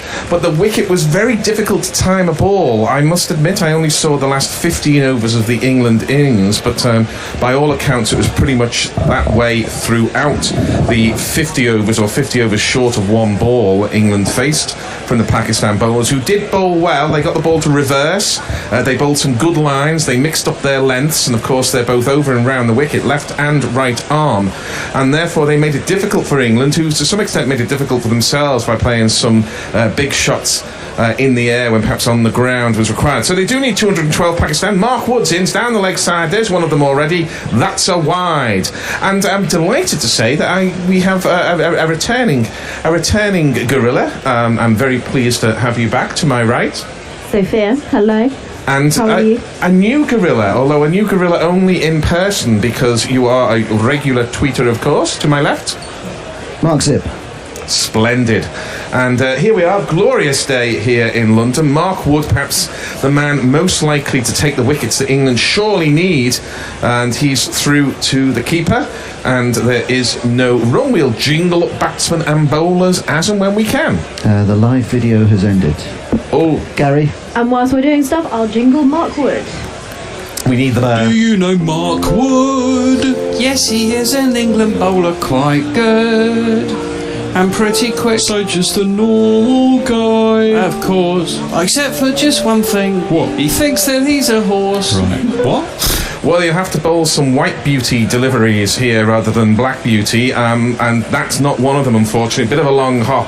The ball stuck in the pitch a bit, and it was just a tennis ball bounce that was helped to deep square leg, where there's a bit of fumbling from Adil Rashid, I think, over there, and they're through 4-3. It was Adil Rashid. He's often a boundary rider. You've got to have him somewhere in the field, but he's not really much good anywhere if he's not bowling. And Pakistan are off to a decent start here. Azhar Ali in the past, certainly in this Champions Trophy, has gone to play kind of orthodox cricket, not quite test match cricket, but the kind of one-day cricket you see in the boring middle overs, whereas Farkar Zaman surprised us all on debut by utilising the power play, by really going over the top and slashing and burning any deliveries that came his way.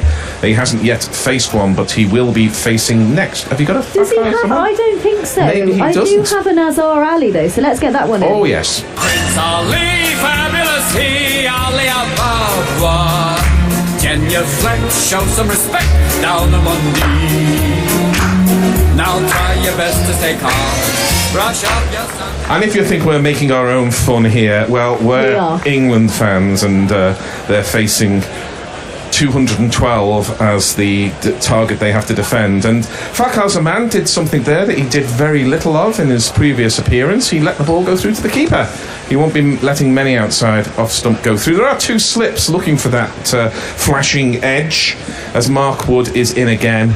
And this is that top edge there. He wasn't going to let many go through to the keeper, and he had a real pop at that. It was only just short of a length. It got up to about rib height, and Fakhar Zaman, who's going to get bat on it regardless. Big flying top edge. They've given it as a 6 here. It is a 6. It is a 6. Yeah, definitely. Off the toe sort of end of the bat, and it goes straight over the keeper's head for...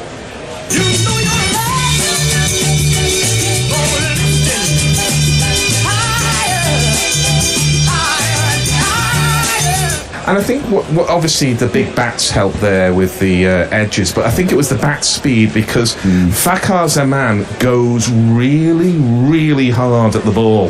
So the edges are really going to carry. Is that the first 6 of the match? I think it might be. It might be. It might be. Muttley says, Guerrilla Cricket, it's far too hot in here, Cardiff. Bring on the bowling attack.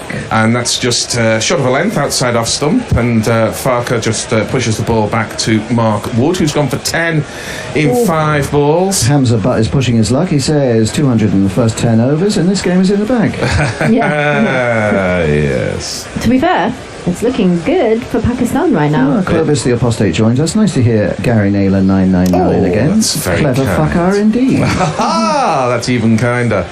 And here is the opening batsman. Left-handed is Fakhar Zaman, and he gets one that from Mark Wood that really takes off. That's the little bit extra that Mark Wood has got there, and he gets a nod back from Fakhar Zaman because it was just short of a length and it climbed. And what Fakhar Zaman did very well there is all of your instincts are to raise your hands at the ball, to uppercut it or to defend it. He dropped the hands, it goes through to the keeper. It looks like a regulation leave, but it's actually quite skillful opening batting. So at the end of the first over, 10 without loss, Pakistan. That's already 5% or so of the target, maybe about 4.5% of the target knocked off already. Mark, do we have any tweets? We do, and also a piece of admin. Guerrilla Cricket, Dave Wood says, doomed, I tell you, doomed. Ralph the Wonder Llama says, England on their way to being humped like the proverbial herd of bacteria and camels. Piece of housekeeping here. Facebook Live viewers, tell us what you think of the banner behind Gary Naylor 999's heads. In the meantime, here's Jake Ball. Oh yeah! Swing in and out, baby. Goodness gracious, Jake Ball's alive! Well, if that was 87 miles an hour, I am indeed the Archbishop of Canterbury. It was the most gentle of looseners by Jake Ball. I love your mitre. Maybe Gary is. We should also say that Mark Zip has provided some other wall hangings in the room, because we've now got a name of people who have donated on Patreon. So we'll be working through all of those. For example, we can start with Bob Maxwell. This is down the leg side. I think that took a little bit of pad, and England are bowling both sides of the wicket, and they're bowling 2 lengths at least at the moment, and they're going round the park as a result. It is indeed leg byes, and it's one of these.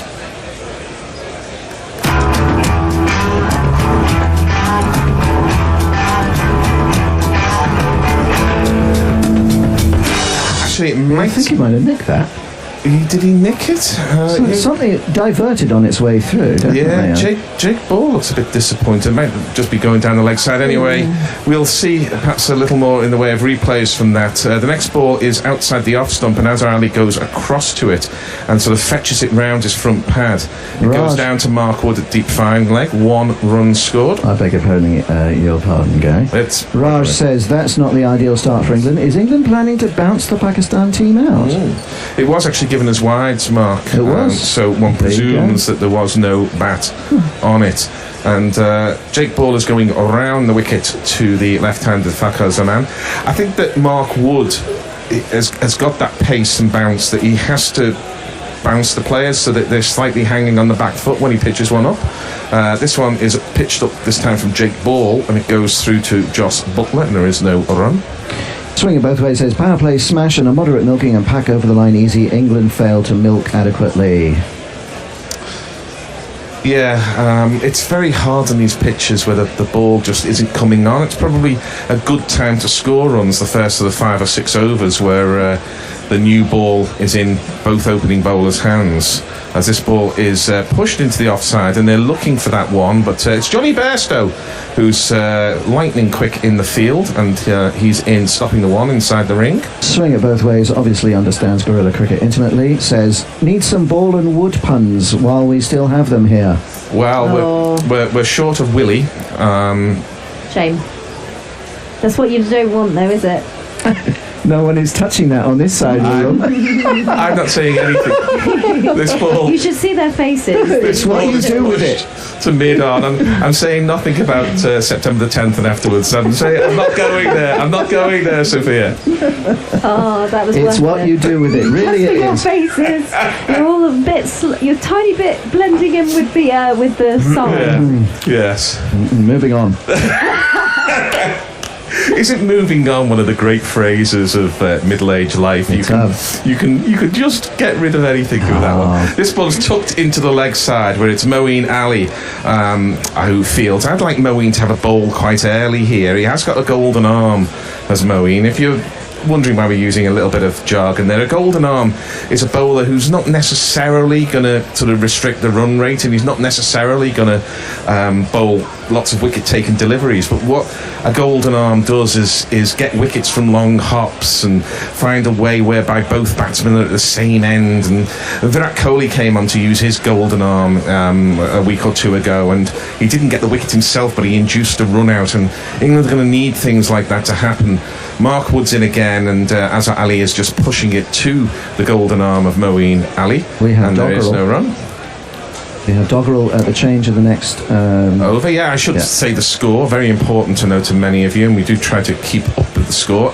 Pakistan are 16 without loss after one ball of the 3rd over. Remember, their target is a somewhat anemic 212. Well, 213. Is it?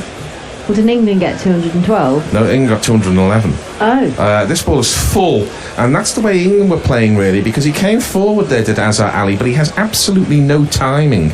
The ball's sticking a little in the pitch still, and I think that he was slightly through the shot. Anyway, it dribbled up to mid-off, and it is no run. Rapid air. Sorry, but any tweets I send will only be exploring the pain of loss. Break, break, break on the cold grey stones of sea.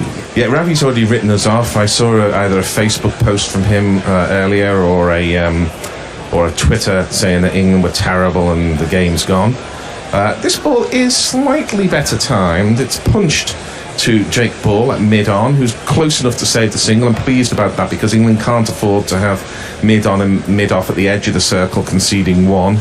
Although I don't think either Azhar Ali or Fakhar Zaman are the kind of... they don't run like Ponting and Clark anyway. They won't be stealing ones where there are none. Steve Callett says, woohoo, after several months of struggling with their form in ODIs, England have at last found the self-destruct button. Yes. Wood in again off this short run, and he rocks back and then puts his body forward, and this ball is saved well inside the circle by Liam Plunkett, who is at mid-off, but he had to make ground towards extra cover, and Azhar Ali was alive to that, and they went through for a sharp but nevertheless safe single. Should we mention some more people that have donated to us? Oh, please do. Just as so and we when. have got Mark, Jonah, Diane Patterson, Peter Svidler. What an excellent surname. He's a chess grandmaster. Is he? And he's donated to us. Here is Mark Wood, and this is high. And is it going to be caught? No. It drops some 10 yards in front of the scampering man at deep fine leg, who I think was Jake Ball. No, Alex Hales. No, it's Alex Hales down there. He's always quite out right. there. And they're through for 2. I mean, that's the way, or is it 1? They're through for 1. That's the way Fakhar Zaman plays. He'll hit the ball in the air. He'll be out in the first 3 or 4 overs of some white ball matches, but in other white ball matches, if he bats 10 overs, he's 50 not out at the end of that off his own bat, and it can make a real difference. He's a wild card. He's doing a bit of what Sunil Narayan did in the IPL. And Azhar Ali is beaten by a beauty there from Mark Wood. It just held it up a little. It offered to come in from a 4th stump line, but it didn't come in. And Azhar Ali was beaten on the outside edge, and he sort of played the shot again in recognition of Wood's skills. The end of the over. Doggerel time. Thank you, Dr. Dan. England 50 or more runs short. Who would at the start could have thought? Carnage was what the bowlers wrought. Pakistan's win will be hard fought. Guerrilla cricket for best sport. For your pleasure they will cavort. So do please give them your support. Be a Patreon stalwart. A little bit like Bob Maxwell, Steve Pettifer, Jane Francis, Katie Cooper, Rahul, and they're paying for us to be able to bring news of a 4 from Fakhar Zaman, and England are attacking Fakhar with the short ball, and he's just saying, I'll have some of that, mate. He went down the track there and baseballed it round the corner. I know that'll be a foul ball in baseball, Mark, before you correct me, but the bat swing was a baseball type bat swing, and he got a little bit of an inside edge, but he's flinging his hands through the ball so much, only needs the edge of the bat to go away to the fence for 4. Pakistan 22 without loss, and Zaman gets one that's full, and he just dabs it down, and that was a tight single. It was the man running in, who I think is Mark Wood, is it perhaps, from backward point? I'm not quite sure, but they were through for a tight single. So what Pakistan are doing here is the English nightmare. Not only have they preserved both openers, but they're scoring boundaries and they're scoring singles.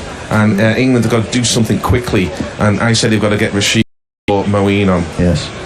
James Humberston has good news for us. Here is Jake Ball, and this is just punched by Azhar Ali. There might have been one there, but there's no need to take a quick single, and doesn't. 23 without loss. 3 hours straight mastering SydneyCon jingles for Guerrilla Cricket while England collapse. We'll email to you guys before bed. Thank you, James. Oh, we look forward to that. Poetry news from Darkest Peru says, Tennyson, eh? Anyone else remember the unexpected bit of Tennyson in the first Men in Black movie? It's better to have loved and lost, etc. As this ball is through to the keeper, it's better to have loved than lost and never to have loved at all. Apparently that was in the Men in Black. I didn't. I quite like the first Men in Black movie. I thought it was very inventive first 45 minutes. The last suit you'll ever wear, kid.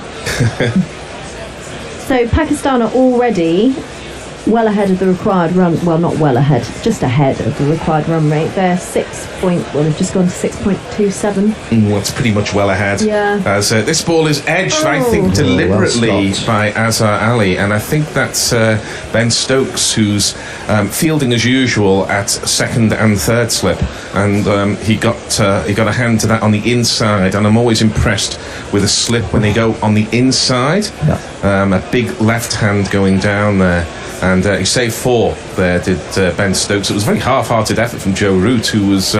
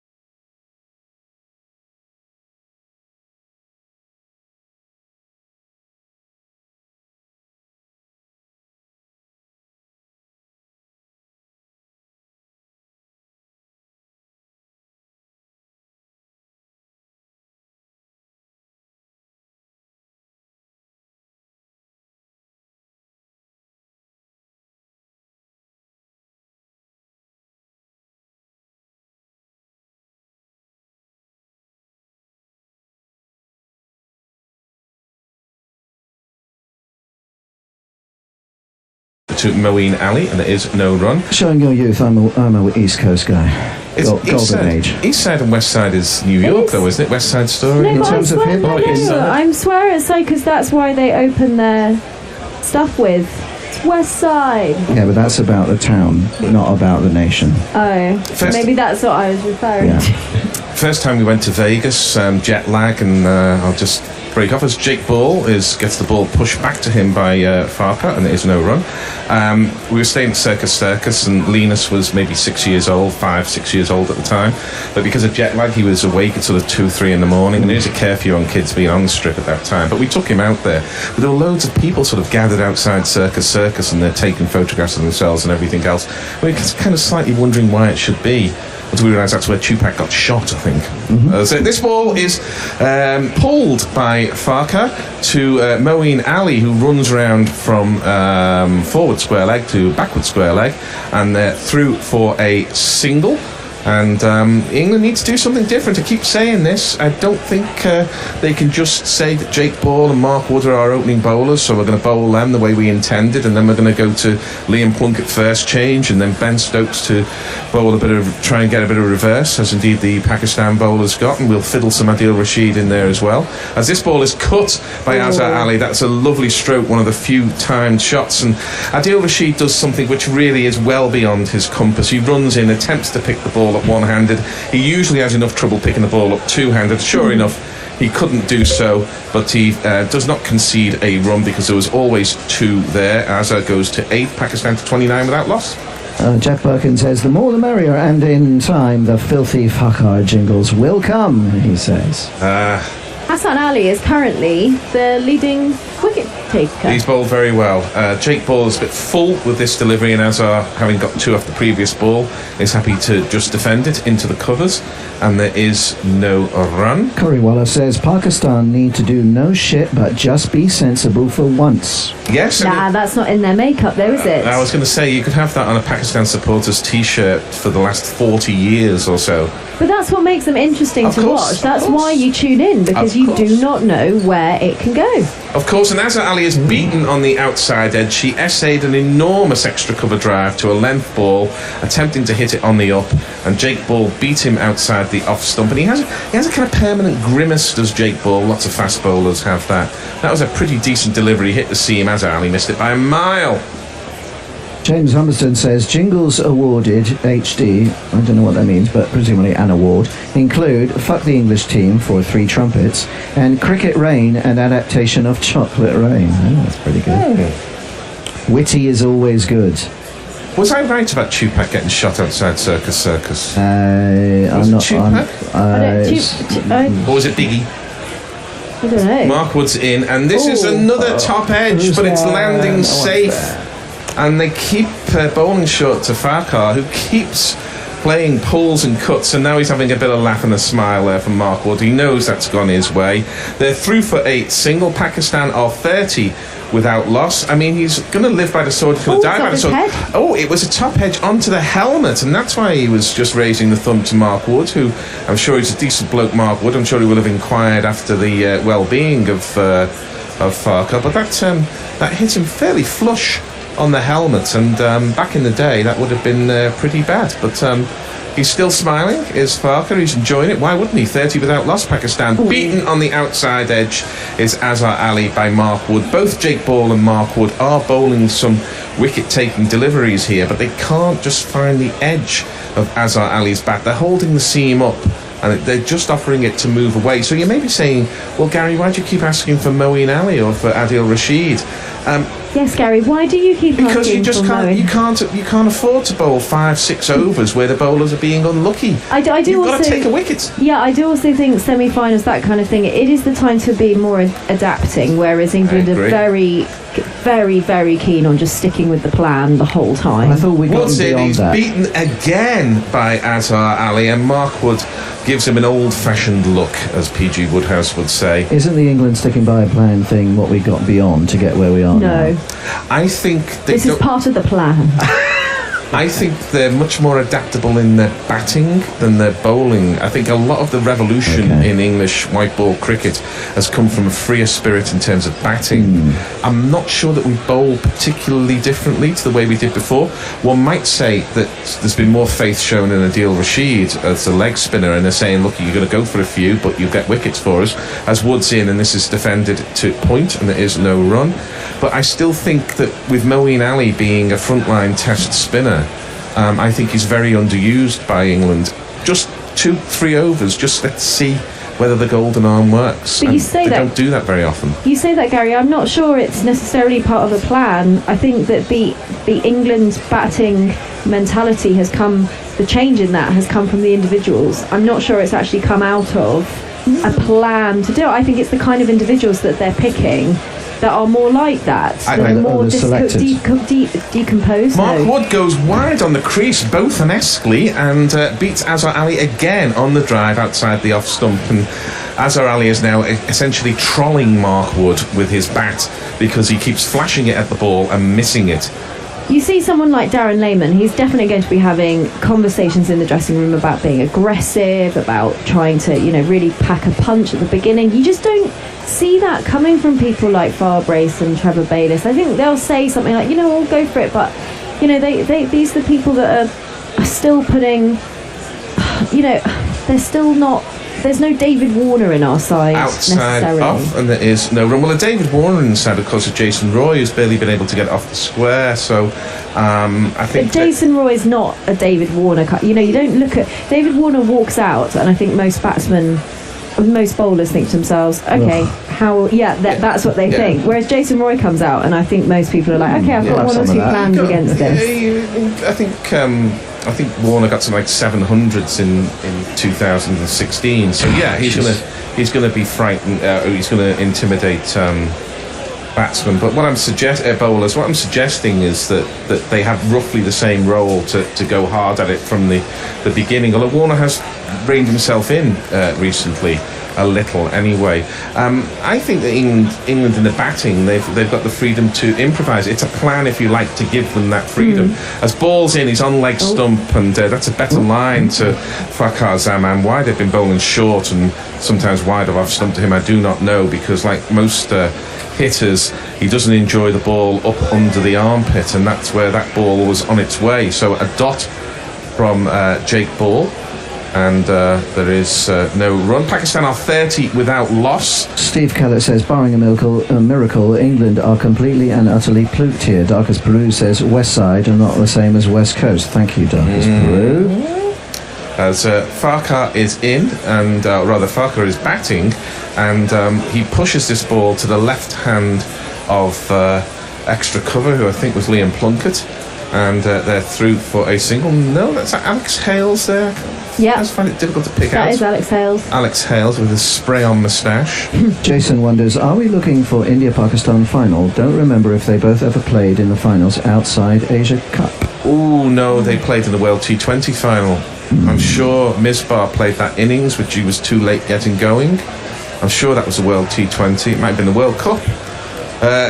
Ball is in, and for once Azhar Ali connects, and of course it's a beautiful stroke because he went up on his toes and a back foot drive past Johnny Bairstow, who dived to his left in the covers but couldn't get to it, and the Pakistan fans go mad. These are all marked for Mog, so I'm just going to click it. The number of the day. Who could ask for more? The number of the day is 4. And that's Sesame Street's The Count, I understand. I love to count. I am the Count. As this ball is punched by Azhar Ali to the man who's Alex Hales, is in the game a lot. Mid-on, Pakistan moved to 35 without loss.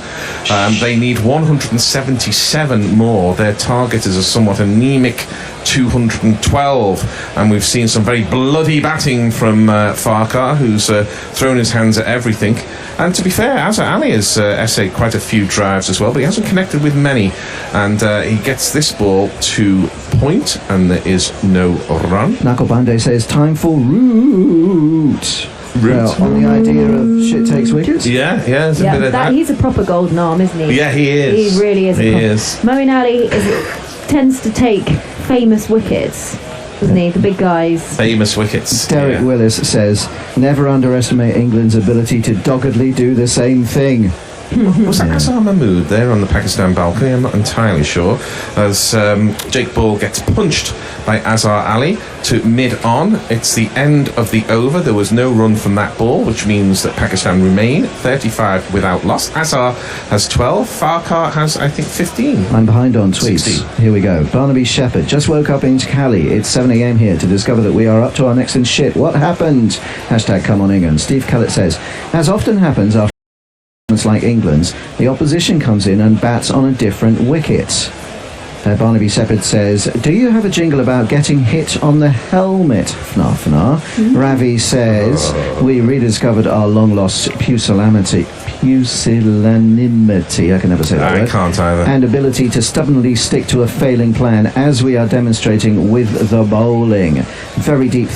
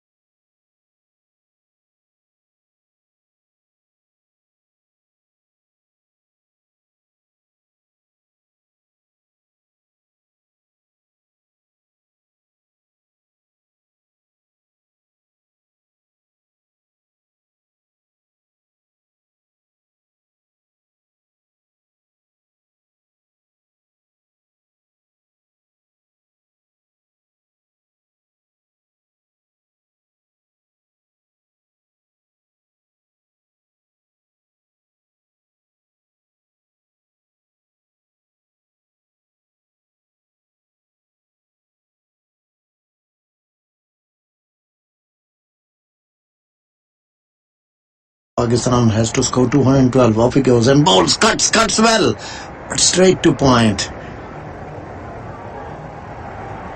England captain Ian Morgan claps for the fielder who stopped the ball. Otherwise, it could have gone for a boundary.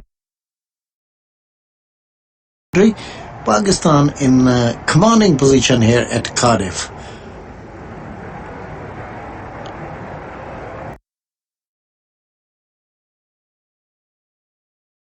England were bowled out for 211.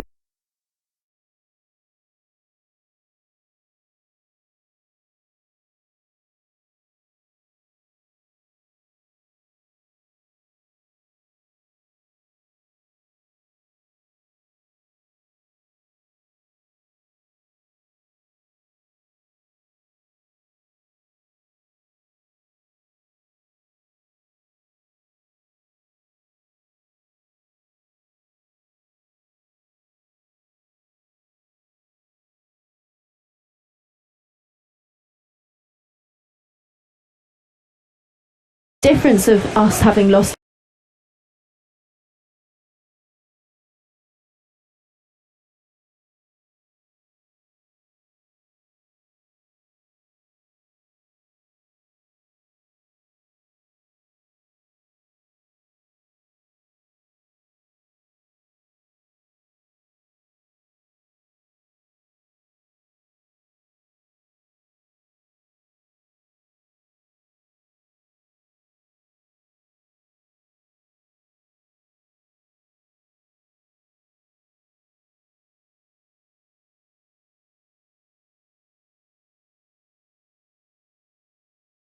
gallop around on an imaginary horse, a bit like Boo Weekly did in the golf. Because why wouldn't you? Because why wouldn't you? Why wouldn't you? I think he's a man of humour, and I think he was amusing himself with the imaginary horse. Amusing himself is Farkas a man who gets a short one yet again from Jake Ball, and he just dismisses it from his presence to mid-wicket. It went at some speed, and it went all the way for one of these. You're all about it. You want to shout it, count the 4 times. And this short ball attack to Farkas Zaman, who has been hit on the helmet a few times, but shows admirable sang fire when he does. I mean, he's hanging on the back foot a bit there, although he does come forward, because he knows it's going to be a short ball. This is length, though, and it's just defended with no foot movement, really, from Farkas Zaman. He's always giving himself a bit of room. And there is no run, but Farkas Zaman has 25 from 25, and when you've only got 212 to get, that's a big dent. We're going to have a change at the end of this over. I'm certainly going to come out and have somebody else come in. A couple of tweets here. Ooh. James tells me, for what it's worth, HD equals high distinction. Okay, for you, 007 my time, jingles sent, time for bed. We will look for those jingles. Thank you, James. Jake Ball goes wide on the crease, and Farkar almost is standing on Jake Ball's toes by the time he hits the ball, because he give it the real charge and could only get an inside edge, but it dribbled into the leg side and somehow managed to get to a position where 3 England players were converging on the ball. None of them could stop the 2. Sometimes that is the case. Farkar goes to 27 from 26. Pakistan 48 without loss. I was thinking you were talking about High Fidelity then, and I was thinking of the Kids from Fame single. High Fidelity. I mean, you're a records man. Have you ever sold High Fidelity by Kids from Fame? Yeah, it's a $1 giveaway record. I should think so. Farkar hits this high. Is there a man underneath it? Is there a man? We don't know because the camera can't find him. And it goes down to fine leg somehow. Joss Butler ran all the way to fine leg. Mark Wood ran all the way round, and the ball just plugged in front of them as if landing on the 18th at St Andrews on the top level.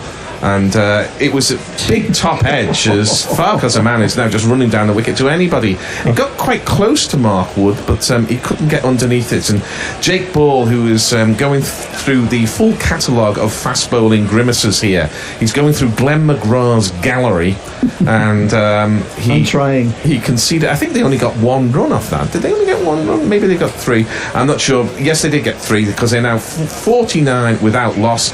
1 ball left in the 10th over, 1 ball left in my spell, 1 ball left for Jake Ball in this over, and it's taken on the pad. There's a big appeal for LBW, but it was going over the top and it was outside off stump. It's the end of the over. Pakistan are 49 without loss. Azhar Ali has 14. Farkas Zaman has 28. England are right up against it. I don't know whether I'm coming or going. With lots of hand signals from Not Fred. Everybody out. Okay. But I will keep talking. So, the Bears here, so I don't need to keep talking anymore, really. So I will leave you with Pakistan on 49 for naught. Indeed you will. Thank you very much. And England, I think it's fair to say, are going to have to go some. They are indeed. To pull this one back. Pakistan are marginally ahead of the run rate with the field out. Yeah, they haven't lost any wickets though. They haven't lost any wickets, but England only lost 1 by here. We were only about 3 down at 120. It seems to me that it's hard to accelerate. I mean, I guess that's the advantage of winning the toss and bowling first. Pakistan have got themselves into the position they wanted to be. They don't have to chase down a lot of runs, which is what they're not good at. In this period of the game, no more than 4 fielders are allowed outside the 30-yard circle. The batsmen have had a little drink, and probably the bowlers have as well. And we're going to have a change of bowling. And it's going to be this man. met up in Stokes, and he called me a oh, if I'd only seen that Ben Stokes was so mean. And he called me up, said he punched my, said I made him sick. The young looked up and said, you angry redhead, you'll get fined up. And Farker just guides this towards backward point where it's fielded, no run. You're looking forward to it, isn't it? Looking forward to, always looking forward to cricket. The Champions Trophy, I think, is perhaps my favourite competition in the history of the world cricket. I prefer it to the World Cup, I have to say. Well, what's absurd is there's 8 teams in this competition and there's 10 teams in the World Cup. And the 10 teams in the World Cup last about 70 days, and this last 18, which makes this a much better competition for me. Stokes right arm round. Cut through the gap in the offside. There is a sweeper now after the power play restrictions have been lifted. That's Moeen Ali out there at deep cover. They take a single. That's where you can't afford to bowl to Farcar. We had an email from Jim, and Jim is from the Sydney Conservatoire. And he said, yeah, well, he said he's of music. I believe, yes, I believe he set his students a little project of making jingles for us. Oh, fantastic! And he says, well, I was expecting a few more violins and the like, but inspired by your current collection, we have lots of covers of pop songs with puns. I do hope they can use the. Stokes over the wicket now to Azza, who defends to cover no run. Now, obviously, them being Australians, they've made one of them's made a song called "Use the Fuck the English Team," which I'm looking forward to listening to jingle during the Ashes. Because the guy who wrote it is such an eccentric genius, who will get a real buzz out of hearing his improvisation on the radio. If we'd like non-compressed files and blah blah blah blah blah, and he said the attachments. I will look at downloading them. I'm looking forward to listening to what professional musicians with professional kit make. Stoke into Ali, and this is short on his hip. It's a poor ball. It's pulled around the corner. It's well timed. Rashid couldn't get round. It's 4 runs. It's me, Sanshi. It's me, Sanshi. This is poor. Singing that. I don't know. It's a hip hop band. Swing it both ways. Says, can we get some 1-2 car 4? Lacan. Yeah, we can do that.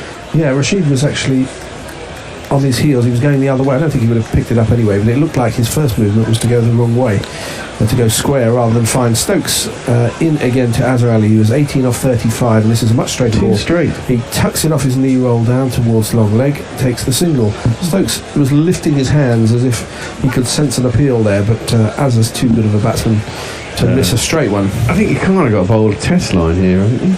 It's not easy to get away. It's a bit 3 slow. slips and 2 gullies. No, well, yeah, just like lying on off stump. It's not easy to work in the leg side because the pitch is too slow. And if it's of a good length, it's going to be difficult to force away on the offside as well.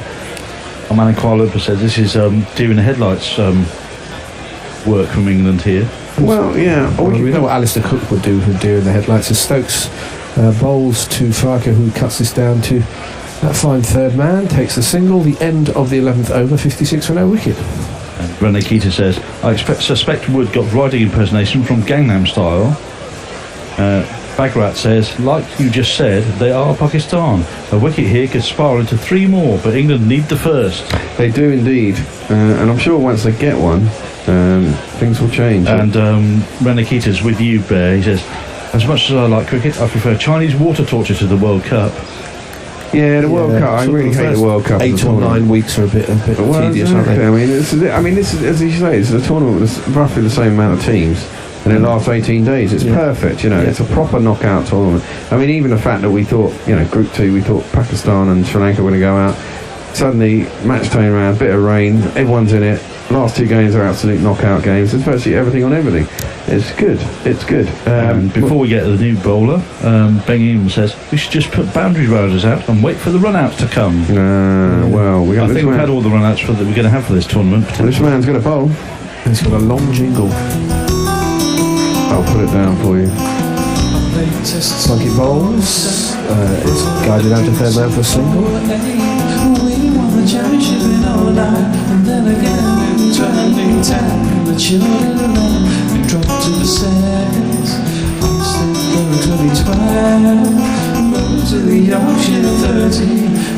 40 in the bag and the test in the children's song. 7 years. Liam Plunkett.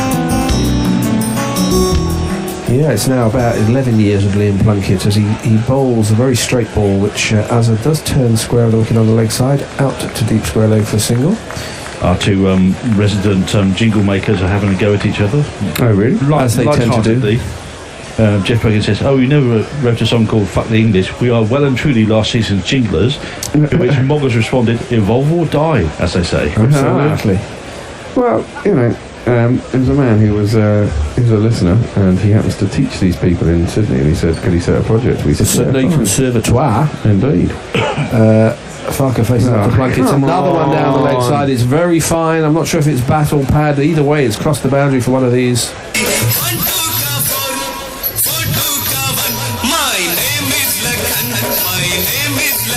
62 for no wicket now. We're in the 12th over. This is runs are coming too easily all around the wicket. They are indeed. You've got to stick to a line. Preferably a good line. Yeah, preferably a good line. I've got horrible memories here of England versus Sri Lanka in 2011. Plunkett bowls. This is straighter, and it's driven on the up by Farker out to wide, mid off for a single. Where we got done by 10 wickets, I think. Colombo. Your memory is much better than mine, Jason. Indeed. England limped 220 odd and they got it for naught. Dilshan and Sangakkara. Dilshan and somebody. I think it was Sangakkara. I do seem to vaguely remember that. Plunkett bowls. This is a little bit straighter. Forces Azza to play round his front pad. He just, he dinks it towards short mid wicket. No run. And even if we get Fakar now, he's done his job. He's got them off to a start. Yeah. Plunkett's picked up a lot of wickets in this tournament, although a number of them have been tail-enders who are looking to have a bit of a wipe. But, wickets are wickets. And he will be looking to add to them as he finishes his last over now. He bowls it's a wide half volley. It's beautifully driven for extra cover. No one's going to stop that. Yes, actually, the bloke is going to stop it. Take that back. Easily stopped by the man coming round from deep cover, and they're going to come back for 3 runs. No jingle required. No jingle required. The end of Plunkett's first over, it went for 10, 66 for no wicket off 12. Oh, they're going to go 5 and over in a bit. Any tweets? Yeah, swinging it both ways says, pissing it down here in Cincinnati. Can England be saved by weather? Hoping against hope. No, they can't be saved by weather. Pissing it down in Cincinnati, that's and good to know. Ralph the Wonder Llama says, can we have the stop being shit jingle, please? Yes, we can. This is what we say to England.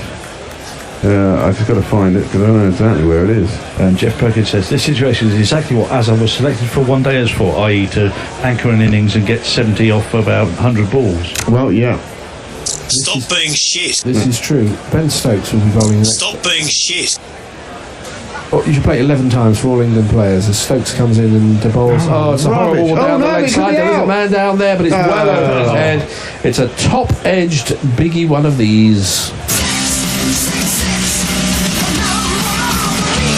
They're fucking this up royally. Yes, Pakistan are playing reasonably well. Yeah, they are. But I mean, this is poor bowling. They didn't bowl as bad as this. No, they actually bowl well. It is their strength of their team. They do have a soft underbelly with the bat, but we don't have a bad bowling attack. Well, if the seamers aren't doing it, I think we should get the spinners on. Exactly. Derek Willis says England spinners are really doing well today, given they haven't bowled a ball yet. Stokes bowls a little bit shorter, and it's defended by Azza, no run. It's got to bowl straight. And Mog says, doesn't matter what kind of spin you put on this, I'd say you're out of luck. I think whatever bowler England turns up at the moment is out of luck. Interesting. It's sorry, I'm just looking at something completely different. Anyway, Azhar is facing up to Ben Stokes. There's been a 6 and a dot ball off this, and if they keep going at that rate, it'll be over sooner rather than later. Stokes comes in and bowls, and this is defended to point. No run. Any more tweets? Yeah, Jason, lots of numbers, says, keep the collapse jingle out. It is coming soon. It's we have a collapse optimistic. jingle? We don't have a collapse jingle. Well, there's somebody for your jinglers. Actually, if Mark Zip and Mog are listening, I don't recall whether I did mention it a while back. We don't have a jingle for a free hit. which is a bit of a lacuna. Oh, this is a horrible down the leg side. He came from wide of the wicket. It's gone well down the leg side. The umpire stretches his arms wide and his eyes possibly.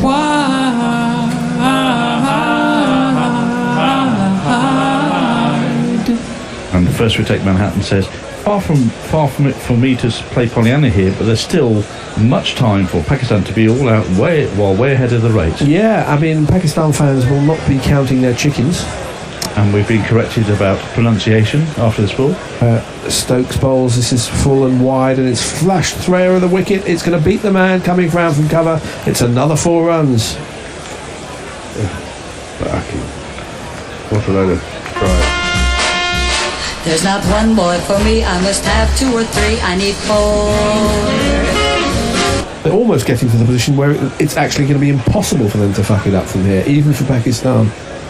Zafar Minas has come in and said the correct pronunciation of Fakar's name is Fahar. Yeah, it may well be, but that Fakar is opening for Pakistan, and so it will remain as Stokes bowls. And this is just pushed into the offside. They take a quick single, and there is a shy at the stumps. The ball didn't go close to the stumps. They would have made it anyway. 78 for no wicket. 1 ball left of the 13th over. Ben.England has summed it up rather appositely. He says, "This is fucking shit." Yeah, it is. Well, Flintoffing shit, to be fair.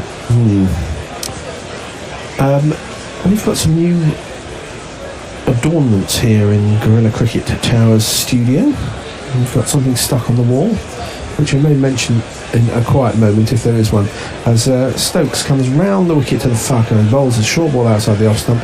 He has nothing to do with it. Is the umpire interested? I don't believe he is. The end of the 13th over, 78 for no wicket. More tweets, Jason? Just one from Jeff Perkins to say, maybe the IRA have activated their sleeper cell in the England side. It's too soon to make those jokes, Jeff. 78 partnership from 81 balls. They could not have asked, chasing a small target, for a better start than this. Well, they could have asked, but I don't know whether they would have expected to get them. It's been handed to them on a plate, much. Yeah, the list that's been stuck on the wall is people who have pledged money to us by Patreon and have accepted or agreed for that their names can be read out. Because not everybody does. Some people are a little bit more discreet, shall we say. So I may read a few out during the course of this over. Plunkett's got quite a long run. He's coming into bowl to Azhar, who has a flashing outside edge down to third man for a single. Some of the donors include Mogg, Jonah, Diane Patterson, Peter Swindler, Kevin Partington, Bob Maxwell, Steve Pettifer, Jane Francis, Katie Cooper, Rahul, Matt Burley, Phil Collins, Paul Collins, Jay Grover, Chris Waller, John Rogers, Christopher Barlow, Terry Francis, Croydon Mike, Anna Forsyth, Matt Toohey, Niall Connolly, Nicola Wright, David Wood, Barry Shaw, Adelaide Barmies, which I'm sure is not his real name, as this is full and outside the off stump driven, and it's a good stop at short extra cover. And Farker probably thought that was going to be a 4.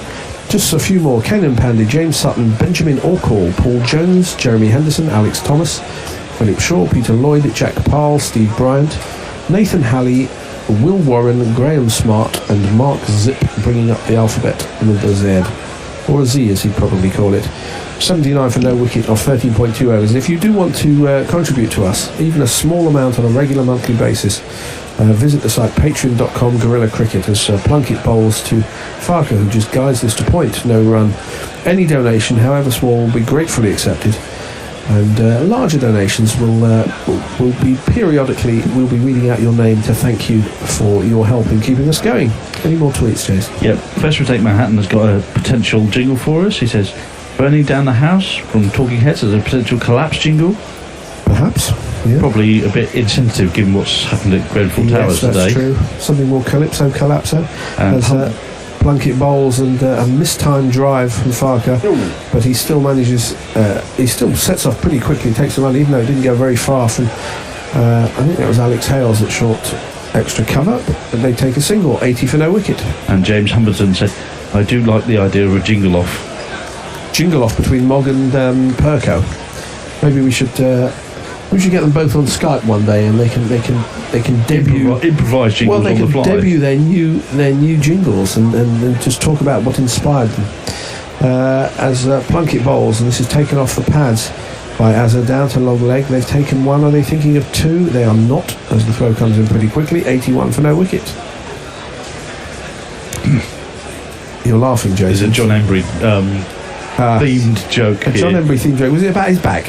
No, it's from Scats Clip, who's just followed us. It says, Barker is fucking England up. Yeah. John Embry was once asked about his back, and he answered almost entirely in expletives. Words, yes. Yeah. But they're all slightly different. This is a savage pull from a short ball from Plunkett to Farker, but he can't beat the man at mid-on, who is Ben Stokes. No run, end of the 14th over, 81 for no wicket. Azhar Ali has 36 and some fucker has 37. Jeff Perkins has said, a jingle off against the champion jingle of 2016 sounds a fine idea. He says, getting in that dig. Champion jingler. Are we going to have some more awards, or we might have to wait till the summer? Towards the end of the summer. Yeah, we've got, starting with, after this tournament ends, I'm delighted to note that there are three T20s next week, England against South Africa. I'm delighted and surprised to note, because when Hendo sent out an email yesterday saying apparently there's three T20s last week, no one else had noticed either. Well, he just beat me to the post. I was just about to put in my availability when he came in out. Oh, we have a change of bowling. And let's finish looking at some other stuff. As the programme has crashed. Oh, the programme's crashed. So it's Adil Rashid. I'm not going to sing his jingle. Who's played? This is his 49th ODI. He's taken 69 wickets, an average of 32. But the economy rate of 5.61 is probably more significant than the average. He's taken 5 wickets in an innings once, 5 for 27. I remember watching it. I can't remember who it was against. Anyway, he's got an important job to do. If England are going to have any chance of getting back in this game, Rashid is going to have to pick up a few wickets. And he'll be bowling to Azhar Ali, the right arm over the wicket. He has a slip in. This is short and wide, and that's a gift of a ball. It's probably not. It's not dispatched as well as it should have been. It's out to the sweep of just one run. Swinging both ways says, in the vein of Calypso, Mighty Sparrows, both of them, followed by The More the Merrier. Yeah. Which I imagine are two Jamaican songs. Calypso classics from the 50s and 60s. There was a time when we're seeing a very strange overhead view where we can see the top of the wicketkeeper's head. It's not particularly useful in describing what's going on, but there is some field movements. There is a slip as Rashid is bowling to the left-handed Farker, and possibly a short mid-wicket as well as he bowls on leg stump, and it's defended back into the leg side. No run. You got the machine working? Yeah. Okay. Well, you can do, but he gets to his overs pretty quickly. Well, we can still give him his jingle. We'll wait after this ball. He will be bowling to Farker, who's on 37 or 39. He's in bowls, and let's see, gets down on one knee to play a premeditated lap. He gets it out to long leg. They've taken one. They're coming back quickly. That's close. No, the umpire's saying no. He's not even sending it upstairs, which is unusual because they tend to do that for even the most easy decisions. But it's not out. It was aggressive running. The throw was pretty good. Good throw. And right came over the stumps. Who's that? Is that Mark Wood? No, I can tell you who that was. And Butler didn't have much to do, but he's well in. He's in by a couple of feet. Yeah, he did. Shall we give him a jingle? Well, we would do, but it doesn't seem to be working. Okay, Rashid in again, and this is a slower leg break, which doesn't really turn, and Farker defends it. Fahar. Yeah, they're going to have a look at Rashid because he's been quite successful over the last years. Down the wicket he comes, and he's hit this straight. There is no long off. It's one bounce just inside the rope, and it's gone for a 4. Doom, doom, doom, doom, doom, doom, doom, doom, doom, doom, doom, doom. We can try again now. No, still not working. Right, you'll hear some pings and things in the background. He's bowling without a long on and a long off, which is they want to tempt him to come down the wicket, but if he gets there and goes through with it, if he gets 2/3 of the bat on it, it's going to go for 4. machine on the 45. Add a machine on the 45. Add a machine on the 45. Add a machine on the 45. Handle can turn it both ways. Handle can turn it. Oh, handle can turn it both ways. Handle can turn it. Handle can turn it both ways. Handle can turn it on the 45. Yeah, it's a Men with Men original. If you're listening to, well, I say original, you nicked it from Corner Shop. 88 for no wicket off 15 overs. Where are you, Men with Men? We haven't seen you for a long time. Get in touch. I think he was up one of these guys, one of your first England game, possibly. Or was it? No, it was one of the South African ODIs. I'm not going to put these into a cart yet, but I really am tempted by the fuck the English. Well, it could be relevant. Anyway, we've got a new over as Plunkett bowls to Azhar. He tries to turn this on the leg side. I think it came off his thigh pad for a leg bye. I'm going to give it. No, it's a run. I'm going to give it a go. This is from the Sydney. How long is it? 23 seconds. This is from the Sydney Conservatoire.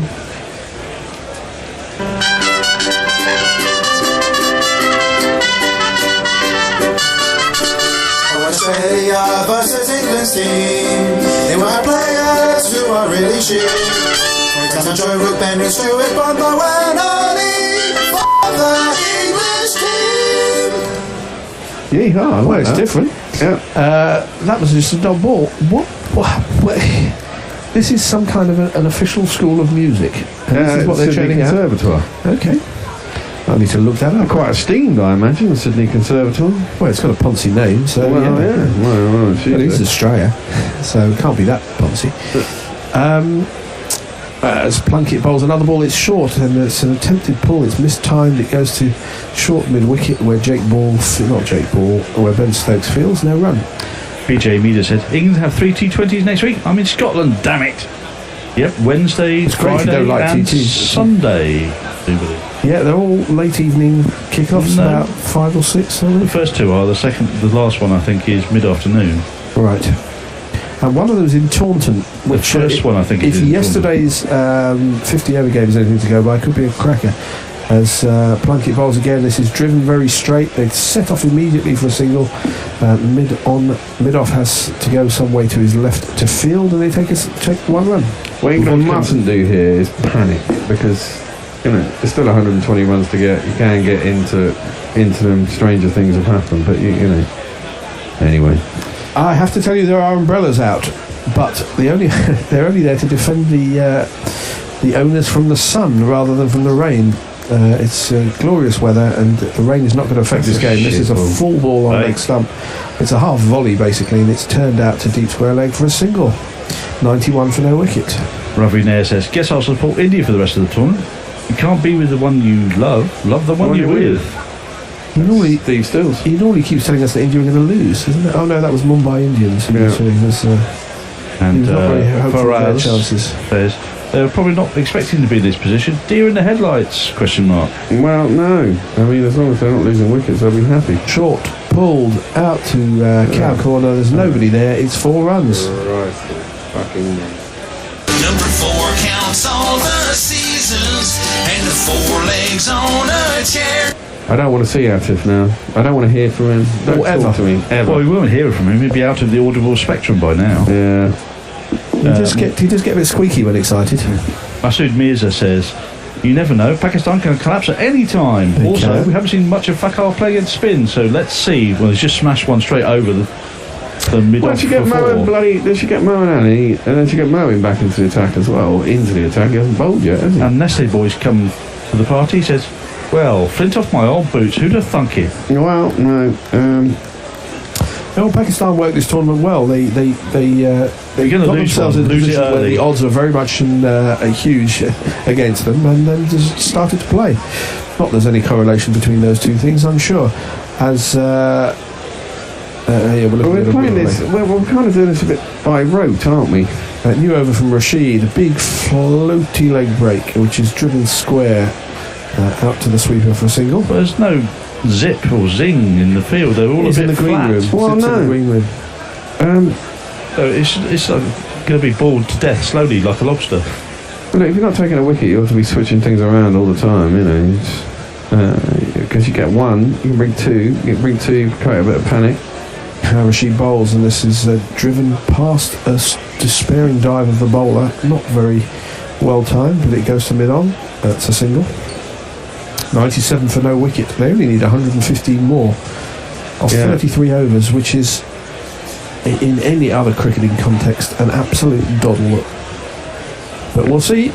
We'll keep the action until the last minute, as this one's possibly a googly which didn't turn from Rashid. It's played into the offside, no run. Rashid has gone for 9 off his 9 balls so far.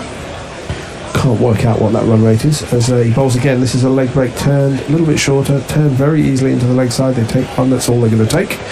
One more to Azza, he's on 41. Farquhar is now on 49, 98 for no wicket.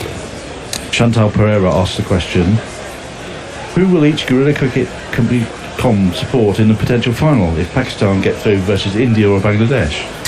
India or Bangladesh? Well, it'd be anyone but Pakistan or Bangladesh. Anyone but India, yes, exactly, because the other two would result for the other two would be very good for the game. This next ball is turned out to deep mid-wicket for single. Oh, I'll be supporting Bangladesh tomorrow. And That's that 50 for is Farquhar's 50. Well played, sir.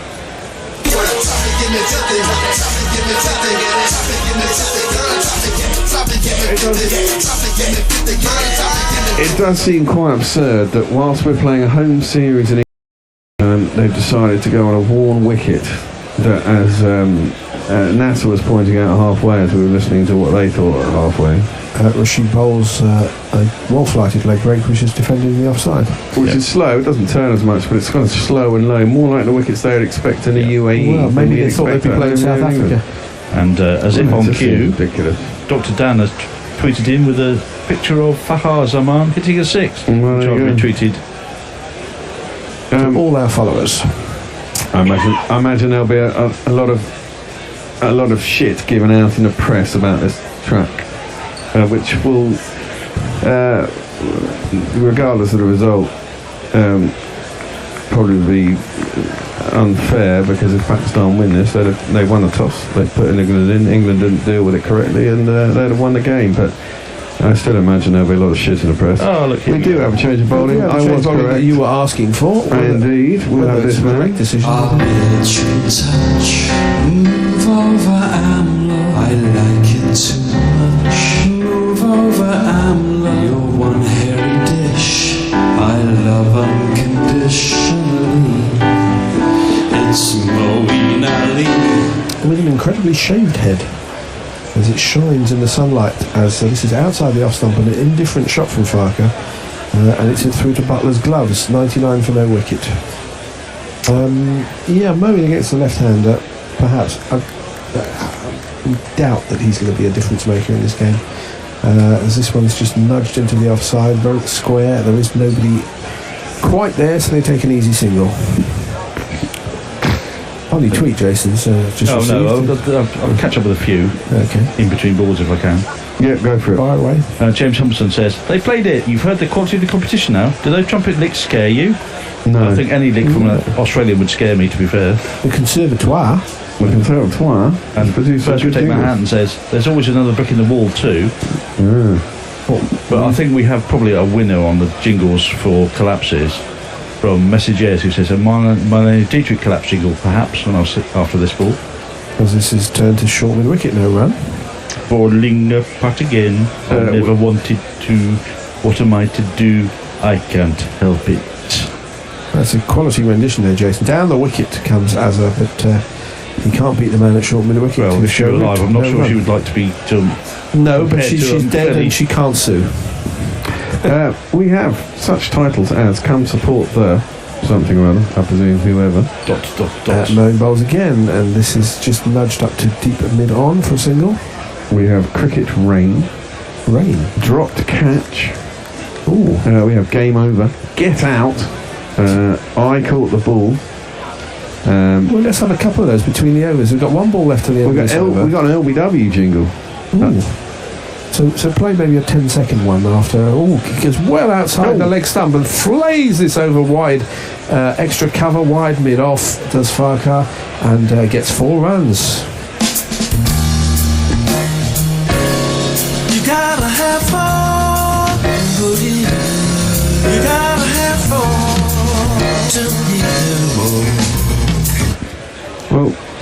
we have a 6 on fire, which I'm going to stick in the sixes one.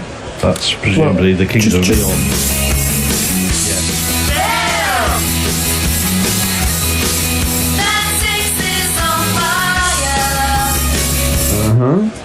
We also have LBW. Let's see what LBW sounds like. Ooh, leg before wicket. That's almost a Mog classic. That It one. is. It's not by Mog. We have You Are Uncoordinated.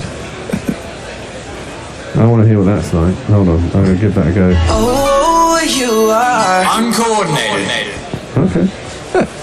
What can we play that for? I have no idea. But Maybe, we'll give it a maybe shot. when Gary's trying to get in the jingle chair, in the tweet chair, that'd be good. Anyway, Knuckle says, this pitch is used but only being used for one game. The other strips of the ground are even more used. Cardiff is just slow. Yeah, it is. Cardiff are bad. And George Young says, pitch is responsibility of RCC for this tournament. Wisdom of compressing Champions Trophy to just 3 grounds, though? Oh, there's a bit of that. Well, I think they should specify that they have to play on new pitches for most of the game. Well, I'm wondering whether the broadcasters have something to do with this, because it obviously helps that they can have the fewer grounds. They don't have to move stuff around, and also their camera gantries are only behind 1 or 2 or possibly 3 pitches that they're absolutely behind. So I'm wondering if that's a possible problem. Yeah, possibly. But if you double it to 6 grounds and you schedule it correctly, they're TV companies, they can get around, trust me. There's only a bunch of kit that has to be loaded in. It's you play one game in London on Wednesday and then you play another somewhere else on Thursday. It's not necessarily the TV coverage, it's the side-on sort of ball tracking and... the Hawkeye has to be put up, stuff has to be moved as well. Assembled, yeah. I'm assuming they keep and then all calibrated for each ground. Really? Yep. And then calibrated again for Tendulkar. 105 for no wicket. Pakistan are cruising to victory in the semi-final of the 2017 Champions Trophy, and they're doing it principally due to their bowlers who bowled very well earlier, but at the moment it's down to their opening batsmen Azhar Ali and Fakhar Zaman, and I can't see any way that England are going to turn this round. No, it's too little too late, or nothing too late. I think Messi has got the wrong end of the stick. He says nothing in Australia would scare Jason Hiscox. I'm sure we could find something. He sent an image which I can't see. Well, in fact, pretty much everything in Australia scares me because it's got lots of stuff that can kill you. There's a lot of things in Australia that can kill you, and some of them aren't even human. 18 overs gone, 105 for no wicket, 107 more runs required from 32 overs. That is what they call in English a piece of piss. Yeah. Oh, it's a picture of a bird eating spider. A bird eating a spider? And a hand for comparison. What can I say except you're welcome that I caught the ball this time. I think they listened to all our jingles and thought that's how they do it. He was expecting some avant-garde shit to be sent to us, but... well, the first one you played was a little bit avant-garde, wasn't it? Fuck the English? Yeah. I like that. There was a lot of sort of screeching brass in there. Anyway, Mark Wood is back. Do you know Mark Wood? Do you know Mark Wood? I do indeed, and I'm going to give him a jingle because it's one of my favourites. Do you know Mark Wood? Yes, he is an England bowler, quite good and pretty quick. So just a normal guy. Of course, except for just one thing. What? He thinks that he's a horse. Right. What? First ball is played somewhat uppishly in the region of short mid-wicket. There isn't a very short mid-wicket. It's just a relatively short mid-wicket, and it bounces a couple of times before he gets to him. No run. So, Pakistan have bowled and completed 3 bowling innings, and they got South Africa out for pretty bugger all. Who else did they beat? As Wood comes in to bowl, and this is a full ball outside the off stump. Azhar goes through with a big drive, but he can't beat short extra coverage. Moeen Ali beat Sri Lanka and had bit on one on Duckworth Lewis against South Africa. No, they won on Duckworth Lewis against Australia, didn't they?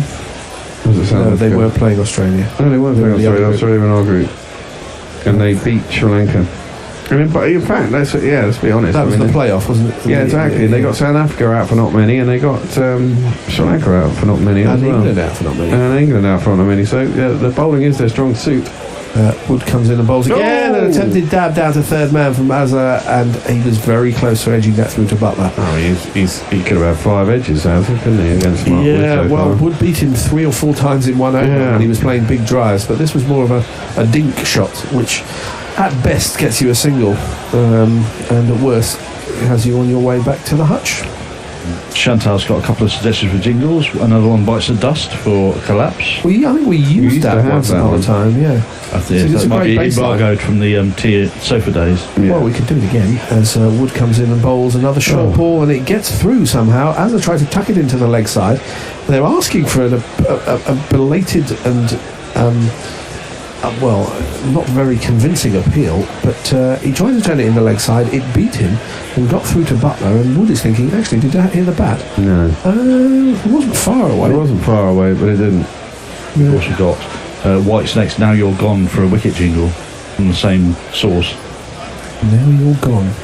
Not one I'm familiar with. Since you've been gone, that's not that one. No, that's from That's Rainbow. Wood bowls. It's short and it's pulled away under edge down to fine leg. It's between the two fielders. They're going to take a second run and make it quite comfortably. 107 for no wicket. You know, they're going to do this in about 35 overs, so no wickets down, aren't they? And lose 6 and or make us look total fools. Yeah. And Swing It Both Ways says, except for not being able to get there, the Rose Bowl is a great ground. Well, it is now, but on the pitch, but it used to be really slow when it first was built. It looks quite nice from TV cameras. I've not been there. There's no shade, apparently. Oh, okay. As Wood comes in and bowls, this one comes back into Farker, to Azza actually, who does manage to turn it round the corner, out to long leg, takes a single. That's the end of the 19th over, 108 for no wicket. We will be back here. Well, perhaps not everybody who's here now, but we will be covering tomorrow's game, Bangladesh versus India in the second semi-final, for the right to most likely play Pakistan in Sunday's final. Indeed. We've been here every ball of every game in this trophy. And I certainly have. The Bear's been here for all of that time, Hendo's been there for almost all of that time, and various others as well. And if you like what you hear, please do not hesitate to ship a few quid our way. It doesn't all go in beer and pastries, however much we joke about it. There's a lot of equipment here which needs updating, refreshing, to keep the audio quality absolutely pristine condition. And of course we have to pay other things like hosting charges and all sorts of things. Bills that need to be paid. Just ship us a few quid and we will be quite grateful. If you ship us a lot of money, we'll be very grateful. Yeah. And if you know anyone who will sponsor us on a tour of Australia this winter, then please do get in touch. Rashid to start the 20th over. He'll be bowling to Azhar Ali, who is the Test captain, I believe, in Pakistan, is he not? Yep. He's in now, bowls a floated leg break, which is driven up to deep mid-off for an easy single. That's the thing now, he can just do that until the end of the game. There's no pressure anymore. None at all, they need 3 and over. Yep, the only thing that's going to get Pakistan out is their own minds. And there's been no sign of that so far. Botnat has come in with Thin Lizzy's waiting for an alibi for the post-match conference. With the curator. So this is a leg break, which turns into the pass of the left-handed I'm Farker. sorry, they need 3 a fucking over and you haven't even got a mid-wicket in. That was the walk through square leg, and maybe. Well, even so, I mean, someone close in on a leg side. I mean, a bit too easy, isn't it? Just a little. In fact, you're better off having everybody in and saying, hit me over the top. And say, hit me over the top. A couple of people out. Rashid bowls past the outside edge. The first genuine ripper from Rashid. It pitched on about off stump. It turned away. There was probably a bit of dip in there, and it beat Azhar Ali's bat, but it didn't catch the edge, and he wasn't out of his ground. That's a wafer thin piece of paper. That is one wafer thin mint. Rashid tosses the ball from hand to hand and prepares to bowl to Azhar Ali. He's in again, well outside the off stump, a premeditated lap. And I don't know what they're appealing for. He under-edged it onto Butler's pads. Boots. No, it was on his boot. His boot, and it may have rebounded onto the stumps. And this could be the jammiest stumping of all time. I don't think so. I don't think it's foot lifted. Nobody looks remotely interested, as if they think that it was out. But the umpire sent it upstairs, and let's see what happens. He premeditated a lap sweep. He got down early. He under-edged it. It went past the off stump, hit some part of Butler's person, and probably rebounded onto the stumps. No, he's back in quite comfortably. He's got the ball of his foot down behind the line, and that is going to be not out. Yeah. End of story. The quickest decision review I think I've seen for ages. Yeah, well, in 2 balls' time, we should be having a changeover, Hendo. If Hendo doesn't come in now, he's never going to do any commentary again in this match. No, probably not. As Rashid prepares to bowl the penultimate ball of this over, it's wide and it's floaty and it's driven to short extra. No run. One more ball of the 20th over. Azhar has 46, Fakar has 56, 110 for no wicket. Rashid in and bowls, and it's driven up to deep mid off for a single, the easiest single in the world. 111, and it's Nelson now for Pakistan at the end of the 20th over. We'll have a short jingle and then a change around. Well, will we? Is anyone coming in? There are people coming in, so I will give you a little bit of a change around music. It's been too many overs on a little couch, and just like an old biddy, they need to stretch and slouch. It's been a few overs coming, but to the sofa, change gon' come. Oh yes it is. Sorry, a lot of galumphing around there as we change over. Mark Wood bowls one short outside off stump. It is cut down, late cut, past first slips, right hand, and it's gone for another 4 runs, I'm afraid.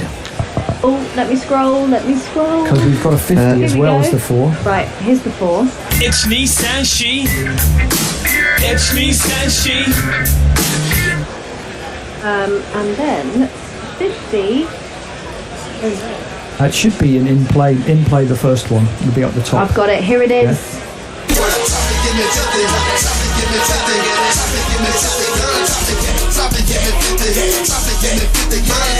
That was 50 for Azhar Ali. He's pulled the next one out to Alex Hales at deep square. And it's looking all too easy for Pakistan. You and England are spared the wrath of Hendo for the moment, but I'm sure you're going to catch it when he comes in. I'm joined by Sophie and Mark for now. Hello. Azhar has gone to 52, Fakar is 56, Pakistan 116 for naught, and you never know what to expect from Pakistan, but no one was expecting a Pakistan cakewalk. No one also was expecting the 2 openers to potentially carry their bat for it. Oh, God. This is memories of that World Cup quarter-final against Srilanka, which they won by 10 wickets. And England have picked the perfectly wrong time to have a bad day. Wood comes round the wicket, chopped down by Fakar to Morgan at point, and there is no run. Messenger says, seems likely I will be precisely 150 out in my GPL pick. Still closer than anyone else. Well, unfortunately, you're the only one in the GPL, Messengers. Yeah, close only counts in horseshoes and doesn't count in the... that's a good one. It doesn't count in the GPL.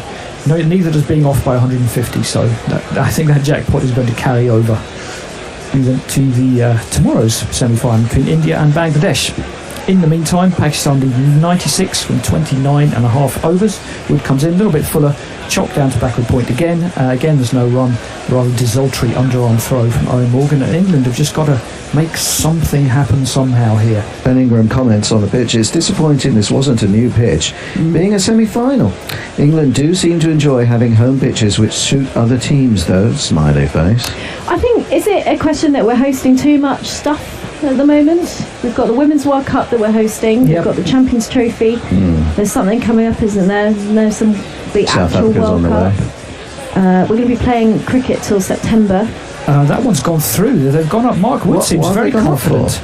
Presumably a caught behind, and Mark Wood had one of those where he didn't even look round at the umpire. It was kind of, I think he went over leg stump, underneath the bat. I think they're going to go for a desperation Are they? review. They are as well. They just need anything because to Mark go right. Wood was so sure about that, he didn't even look round at the umpire. The batsman looks fairly He's very comfortable. chuffed. Yeah. He's pleased they've wasted their...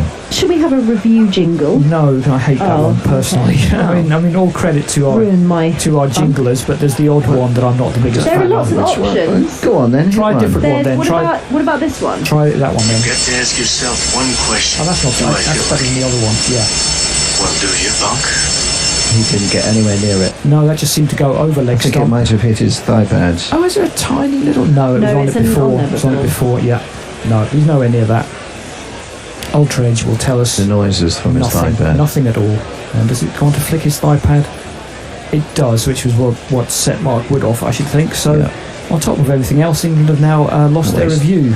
Oh. And it almost seems that everything that can go wrong is going wrong for England today. Messi Jez rams the point home. He says, say what you like about Jason Roy, but England didn't lose while he was failing. They shouldn't have changed a winning team, Claxon. Oh no. Oh no. Please, let's not get into that debate. That's not a debate, it's just a joke. Or conversation. Conversational gambit. Yeah, exactly. And Mark Wood not seeing the funny side, as indeed none of the England players are. Here he comes again, round the wickets to Fakhar. Shorter ball, Fakhar ducks underneath it, through to Josh Buttler, and there is no run. Oh, it's a wide actually, it's too high, too short. I don't think England have been creative enough with their bowling. See, I don't need to do anything. You said jingles, you can do jingles. You just said you sing one, yeah, you've just done it. Mark Zip, everybody, Mark Zip. What else could they do really? They've tried earlier. Tried the spin as well. Too late though. I mean, when you want, I think it was Gary that was making the point. You want to slow down the ball and bring them in earlier before they relax into playing shots. Clipped out to deep square by Fakhar, this one for a single. It's all ifs and buts. To be honest with you, my own narrative that I like to go back on is that we create too many narratives, and England just had a bad day. It happens.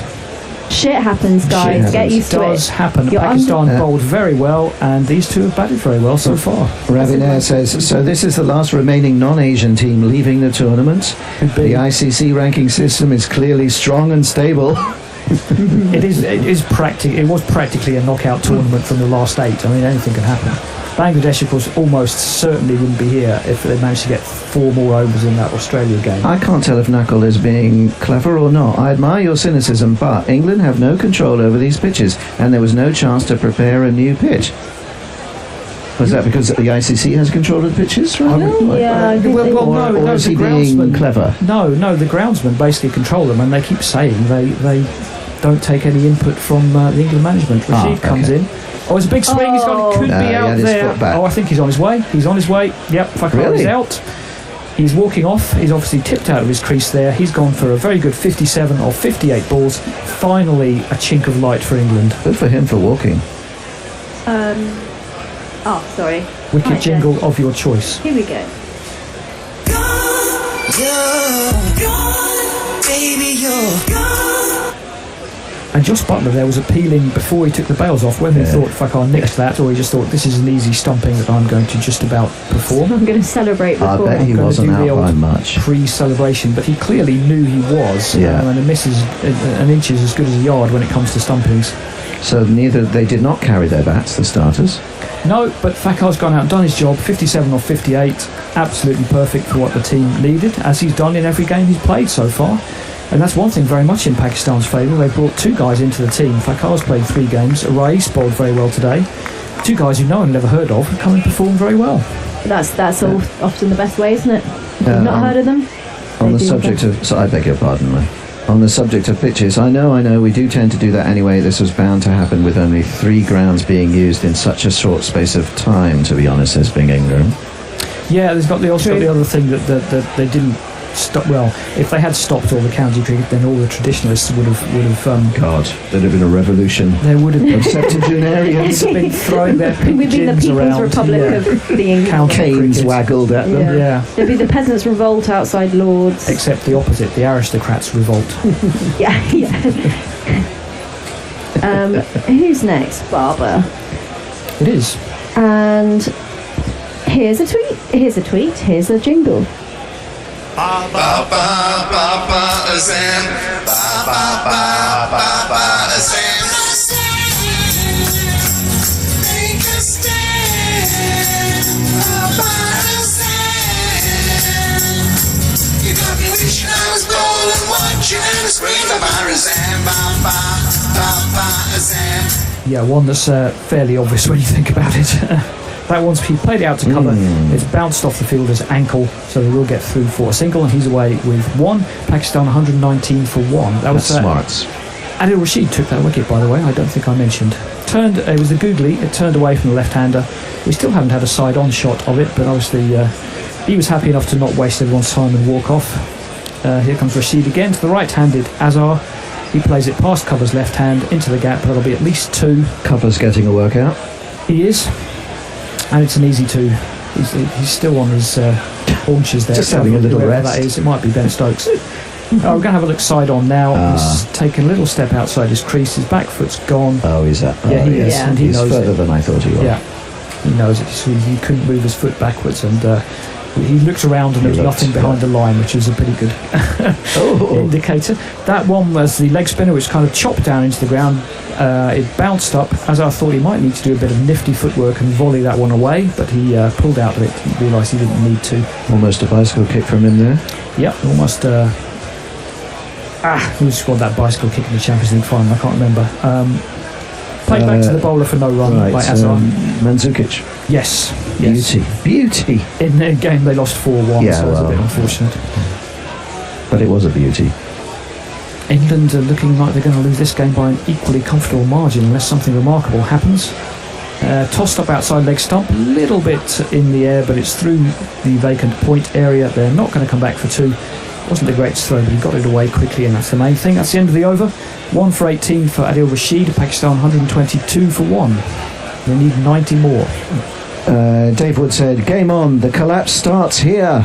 That's good positivity. Yeah. From an England point of view. Jason says, to be fair, ODI should be split into innings of 25 overs so both teams can taste the fury of the pitch. Well, they tried that in Australia for a season or two. Did they? Yeah, they did in their domestic tournament. If you read Ed Cowan's book, it's a sort of diary of a season, and they were doing that.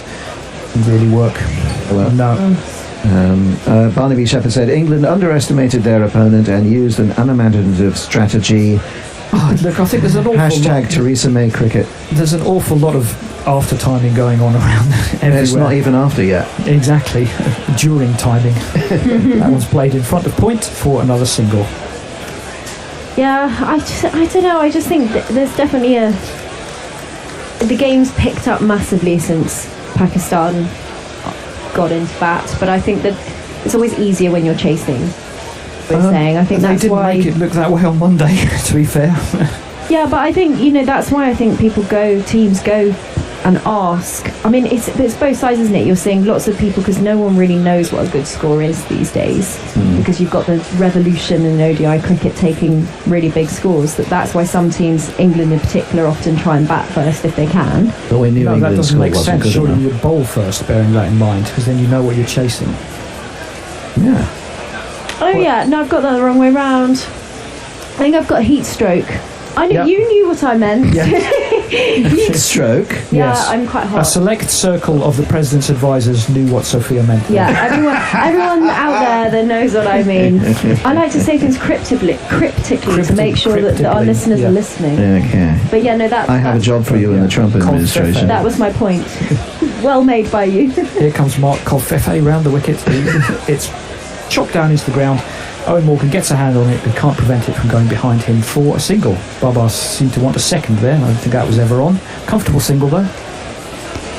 Yeah, they've kept the scoreboard ticking over really nicely. Yeah, it hasn't looked too much of a problem. England, I think, have been bowling short, but without the same subtlety in variation of pace that Pakistan showed very well. Ladies and gentlemen, I'm not wearing my hat. Oh my god, I came in without my hat, so I can't pimp the merch. I'm going to pimp the merch anyway. Go to GorillaCricket.com merch. Well, you need a new short t-shirt. ball from Wood. Because I've ripped my... Mark Zip has it's I can see a lot of flesh. Really? Mark Zip it's is one of my flashing. favourites. Also, notice the pen stain. Oh no! So I have to go to an important dinner tonight too. change your shirt then. That one was pulled down to long leg for a single. Both of you clumped down like a pair of dinosaurs, or like Hendo and the Bear, actually, Yeah. when we have a changeover. Guys, I'm only 24, you know. It's a hard life getting in and out of this chair. I have to groan. These are very comfortable. They're much more comfortable in the green room. This shirt is probably as old as you are. Wood with a full ball, but again, it wasn't really a slower ball. It was just a half volley, which was clipped out to point. No problem at all for another single. One of my 24, 25-year-old friends stated that his New Year's resolution was to try not to groan when he came in and as he got in and out of chairs. This go a few weeks without any booze and it'll set you right. But is it worth it? Well, that's the calculation you have to make. Facebook friends who are watching us on the feed, tell us what you think of our new banner. Yeah. Patreon.com/Gorilla Cricket 1R2Ls. Mark Wood's going to keep on trying. In fact, he's going to complete this over. It's going to be the last ball. Pops in.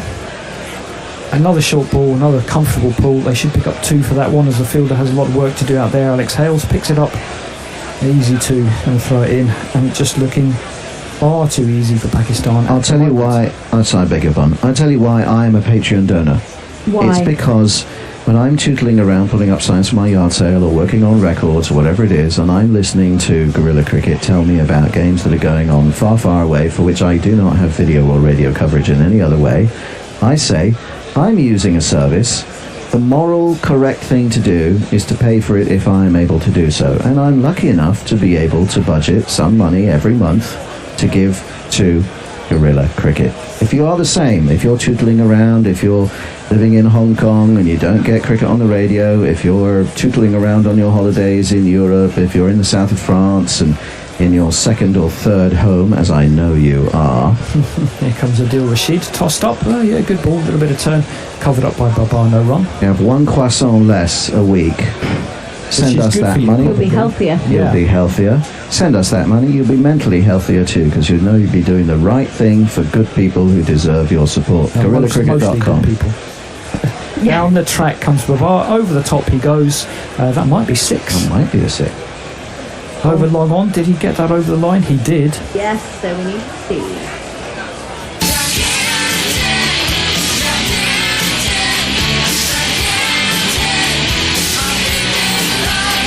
Just about a yard over the line from Babar. Nice movement down the pitch. He hasn't had the best of tournaments, but it looks like he's going to get at least 1 more game to add to his total. I don't know where Ravi comes up with these. Our sweetest songs are those that sing of saddest thought. Probably from literature. Rashid comes in again, tossed up outside off stump. To Colour's left hand, Stokes can't get across, but fielder is in from deep point. Alex Hale's getting a lot of work out there. Throws it in, 1 more run. Ravi goes on to say, so in theory, your commentary is pure sugar sweet. #doomed. Sugar sweet doomed. Yep. I have a live update from Mr. Snowballs. Under 12, Christ's Hospital under 12. Don't tell us they've won. Bat short of a length, slightly short of a length from Ali Rashid. Played out to Alex Hales once again for a single. No, it's in play. That's how up to date we are. Wow, They're currently in play, and it's a real classic. I'm informed. They've just batted. They scored 101 for 3. A grand total of 26 of those came off the bat. Well done. So well done. I think their average is going up. We should partner with Christ Hospital under 12s B. Well, we won't call them the worst team in the world until you see Gorilla Cricket play in our debut game in August. That's clipped out to backward point. Just a quick word for that. We're going to be playing against the Guardian OBO team on August the 13th at Dulwich College in the memorial game for the recently departed Dan Lucas. Great writer. That was a little bit aerial, but again, it's gone through point, through the vacant point area. Hales comes in to tidy up. It's another single. No joy for Rashid in that over, sorry. It's 138 for 1. I remember reading Dan Lucas's contribution on the OBO when he used to write in as one of the... before he was actually doing the OBO. Yeah. Remarkable writer. And a great loss. Dave Wood says, channeling Bob Geldof, give us your fucking money, cricket commentary is dying. Hey man, if that's what it takes. I've never been insulted so much as to be called Bob Geldof, but okay, I'll take it. Give us your fucking money. Cricket commentary is still alive and well at Gorilla Cricket. Patreon.com, Gorilla Cricket. And where can England go from here? Messi Jez has got it absolutely right. The Patreon banner idea is great. The implementation is shambolic. Looks like a kid's lemonade stand sign. Thank you, Messi Jez. It's all my own work. I'm pretty sure all the letters are the right way round. Let me just check. Yeah, and it's spelled correctly. We need a Liam Plunkett jingle in a second. Oh, yeah. Here he comes, back of a length, thick outside edge. Going to go down to third man for another comfortable single. And here is the Liam Plunkett jingle.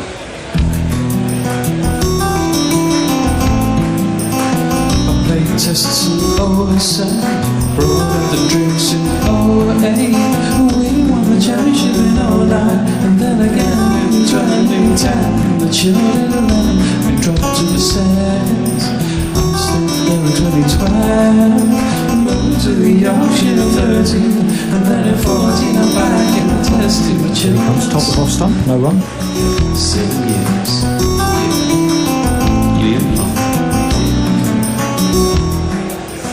I like that, but it does go on for a long time. Messi, if I could just respond to your constructive criticism.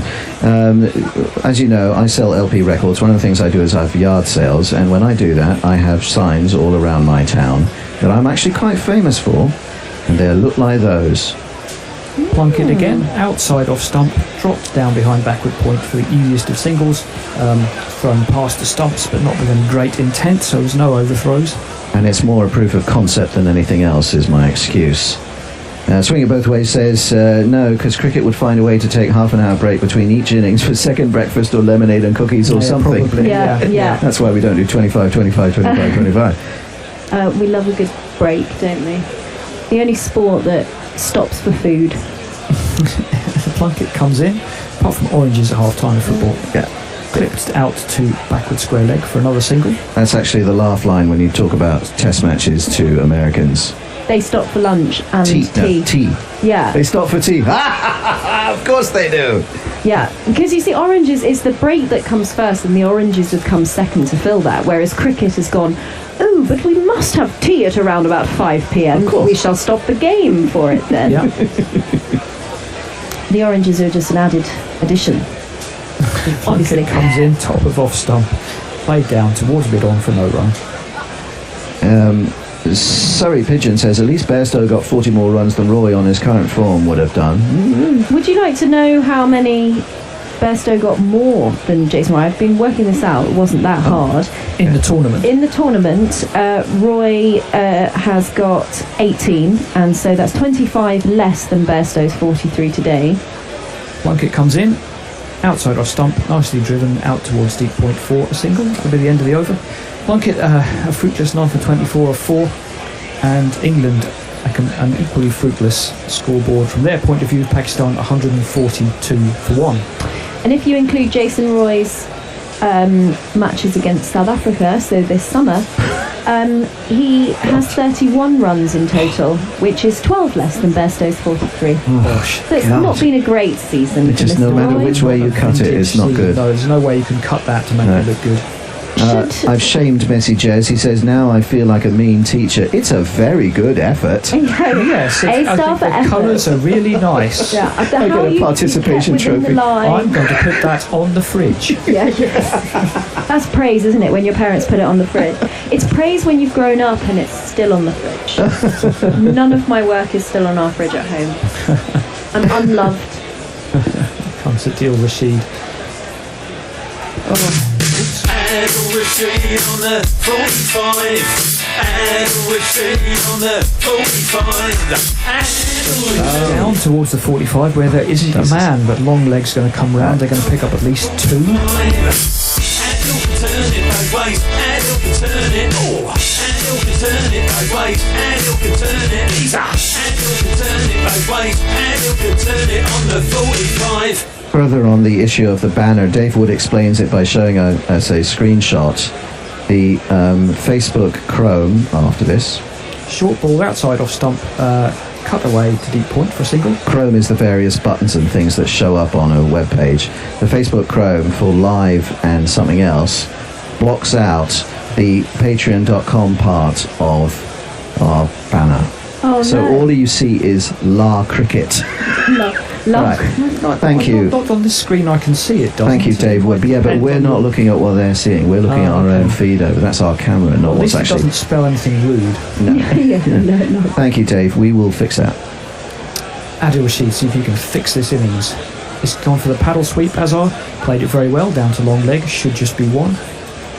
Tony Bishop says, I appear to have stumbled into an alternative universe where, quote, new England have become, quote, old England once more. Yeah, that's what it feels like. I'm not the first person to make that observation, say it that definitely feels England like have ripped off the mask and shown that they were old England all along. Well, it all revert to bad habits every now and then. Here comes Rashid, twirling arms, very full ball, not quite a full toss. But it's just so comfortable for Babar, clips it out to deep point for another single. I would rather their bad habit reveal itself on the first game of South Africa. It's so in favour of Pakistan now that the required run rate is down at 2.71. Is it almost worth England sort of bringing the field up or trying to do something or make the... I think all the batsmen should be asked to bowl. I think that's what they should do. They should just go, I know, Besto, come and have a bowl. Right. Like a bit like when Alistair Cook bowled himself and decided to do it by doing an impression of Bob Willis. Can you give us your impression of Bob Willis? Because it's really good. Well, Charles, I have to say this performance is rather poor. And how is Bairstow as a wicketkeeper? Village. There are many villages. Adil Rashid tossed up outside off stump, played out towards deep point for yet another single. Bob? Those of you that are very aware will realise I'm actually doing an impression of David Lloyd doing an impression of... Oh, that's meta. Yeah, because he goes, well, Charles, we should send them all home. Can you do a straight bumble? No, I can't do a Lancashire. Start the car. Start the... No, I can't. I can do... No, I can't do the lanky. A little bit shorter from Rashid, turns away, it's cut out in front of point. Hales comes round, they think about two, they don't need two, they just settle for one. Every ball was scored off in that over, and that's a measure of how comfortable it is for Pakistan at the moment. I can do a Shane Warne saying the word Michael Clark. He always says it like this. He goes, Michael Clark. Oh, that goes right through me. Oh, that's horrible. Josh Robinson says, my office is across the park from Sapphire Gardens.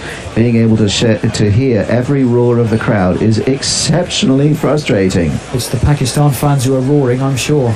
Our messenger says that might be a browser issue on Firefox. It's okay. He sent us another screenshot. Oh, thanks, messages. Thank you, sir. The match summary doesn't read very nicely.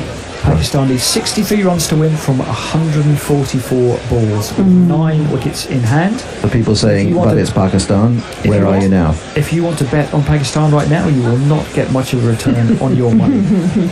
What a tip. Out towards deep square leg, but no, just one bounce to Alex Hales running in. A little bit of a top edge from Azar. Possibly from Babar, but it is a single. Neil Franklin has stumped me. He says you could try the Andy Warhol thing with signs/cards. What do you mean? Talking about the Bob Dylan take the cards away in... Yes. Yeah, that was Andy Warhol's idea, wasn't it? I'm not going to contest that point. I don't know. Heard it here first. It might have been. I think he was involved in that anyway. Might not have been. I think it's good. Because a lot of people think if it comes from, was it Love Actually or something? Oh, yes. Plunkett comes in towards middle stump, clipped to the leg side. Going to get one. Are they going to come back for two? Yes, they are. The fielder dives down, throws it in from on his knees. A bit of unnecessary showing off. Elise Sophia. To no effect. It's still 2 runs. Elise Sophia didn't say who's Bob Dylan. Or who's I couldn't name you any of his songs, though, I don't think. Oh, I can. Doesn't he do something about the answer, my friend is blowing in the wind? Well, I knew that was the one you were going to pick, yes. Yeah. It was in our school hymn book. Are you kidding?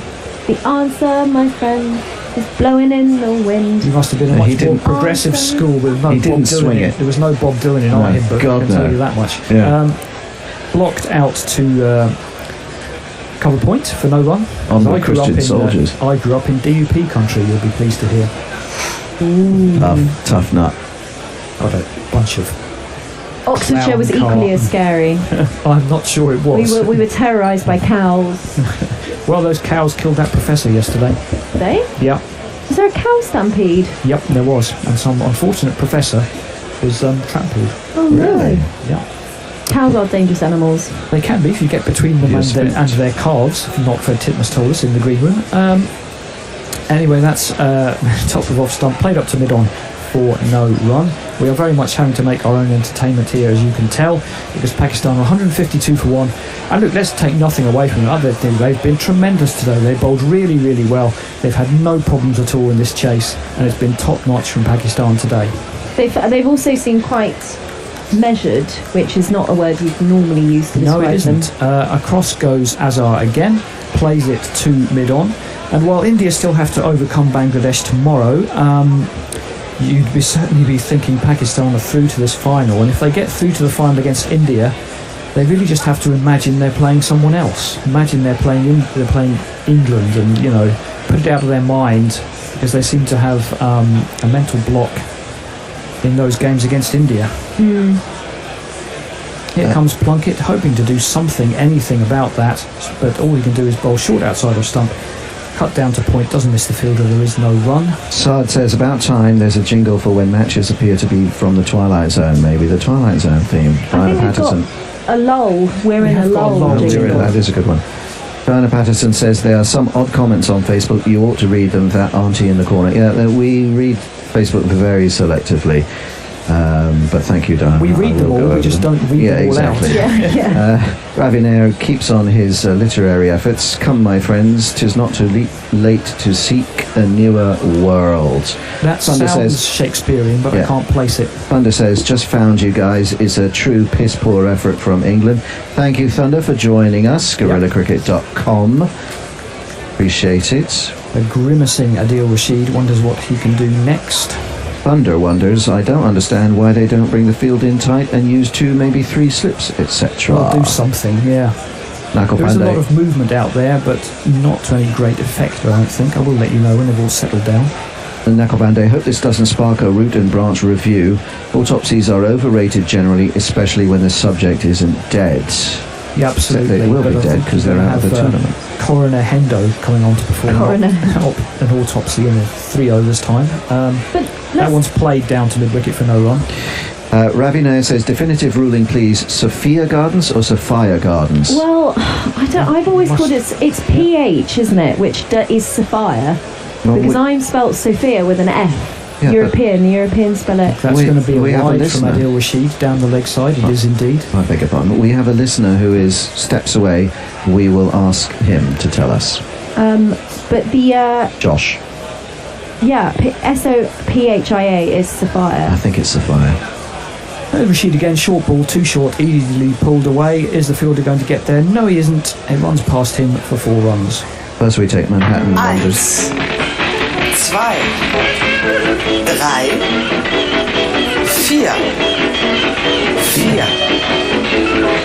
4. Sorry. No, my fault. First we take Manhattan Wonders. Wasn't Allen Ginsberg in that Bob Dylan video? Possibly.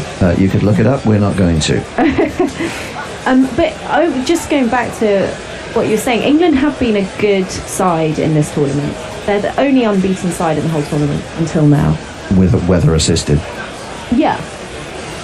But still, the pointers stand. Yeah, they have done, and they qualified early on, and as we go into the territory of what ifs, but if they hadn't have qualified so early, would this be the performance now? Well, who knows? That one's flashed at by Babar outside off stump. He does miss it. He thumps his pad, just annoying. And why did I miss that when this is so easy out here? But there's no damage and no run. Some straw grasping going on. I don't think that they need to... No, they don't need to change the whole approach. No, I don't think they need to dissect it either. Like, they've got to the semi-finals. It's only one match they won't play. I totally agree, but others don't. Yeah. But couldn't you then say, well, this is finger and this is what leads to complacency? To blame. Yeah, no, it does. I think England, the one thing that they can really learn from this is that they do always have a mindset of getting complacent. That's covered up. Back to the bowler, there'll be no run. It's the end of the over. Pakistan 157 for 1. They need 55 off all the overs in the world. You think about like the Ashes series. When was the last time we whitewashed Australia in the UK? We often will win the series and the final one at the Oval, we'll have taken our foot off the gas. We're not concentrating really, and that's a sort of consolation win. Look, trust me, those of us who watched cricket in the 90s are not complaining about not whitewashing the Aussies. No, but it's still the idea that wouldn't you love to, you know, how much the Australians just absolutely, they didn't just win, they crucified who they won against, that great Australian There is perhaps side. more of a killer instinct. Yeah, and I do think it is, you're right, it's the Australian mannerisms is much more of that killer instinct that we don't have so much, but I do think we need to try and get it, otherwise we're never gonna dominate in the way that the West Indies did or Australia did. Is that can anybody do that in modern cricket now when the standards are much higher and at least in the top 3 or 4 teams? Plunkett comes in, off and off stump, clipped to the deep square leg, and of course the other 4 teams, as we're very much seeing today, the other 4 or 5 teams can play very well on their day.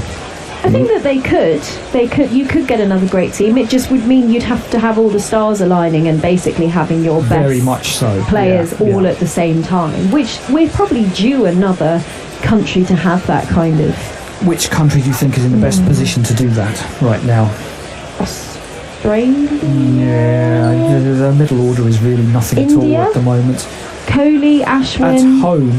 At home, yes. Away from home, at least trying something different. They've now put in a short mid-on and a short cover for Liam Plunkett. Suggests he might pitch the ball up. No, it's the single bluff. It was a short ball. No slip. Tweets. Bangladesh. There's a lot of differing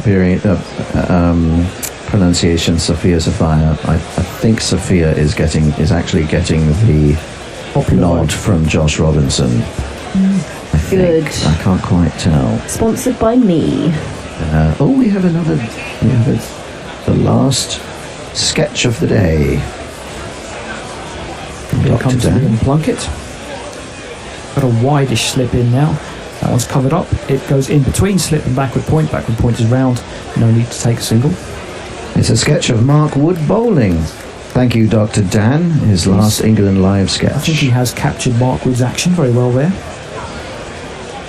Yeah, apparently from a original photograph by Philip Brown, Getty Images. Thank you, Dr. Dan. You the man. Oh, very good.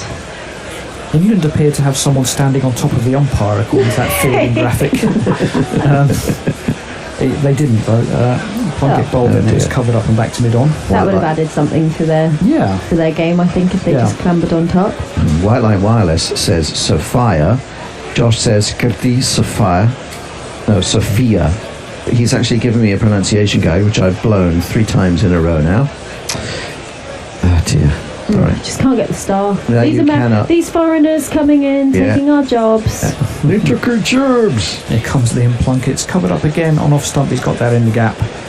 Might consider 2 there. Yeah, the striker Babar was looking for 2.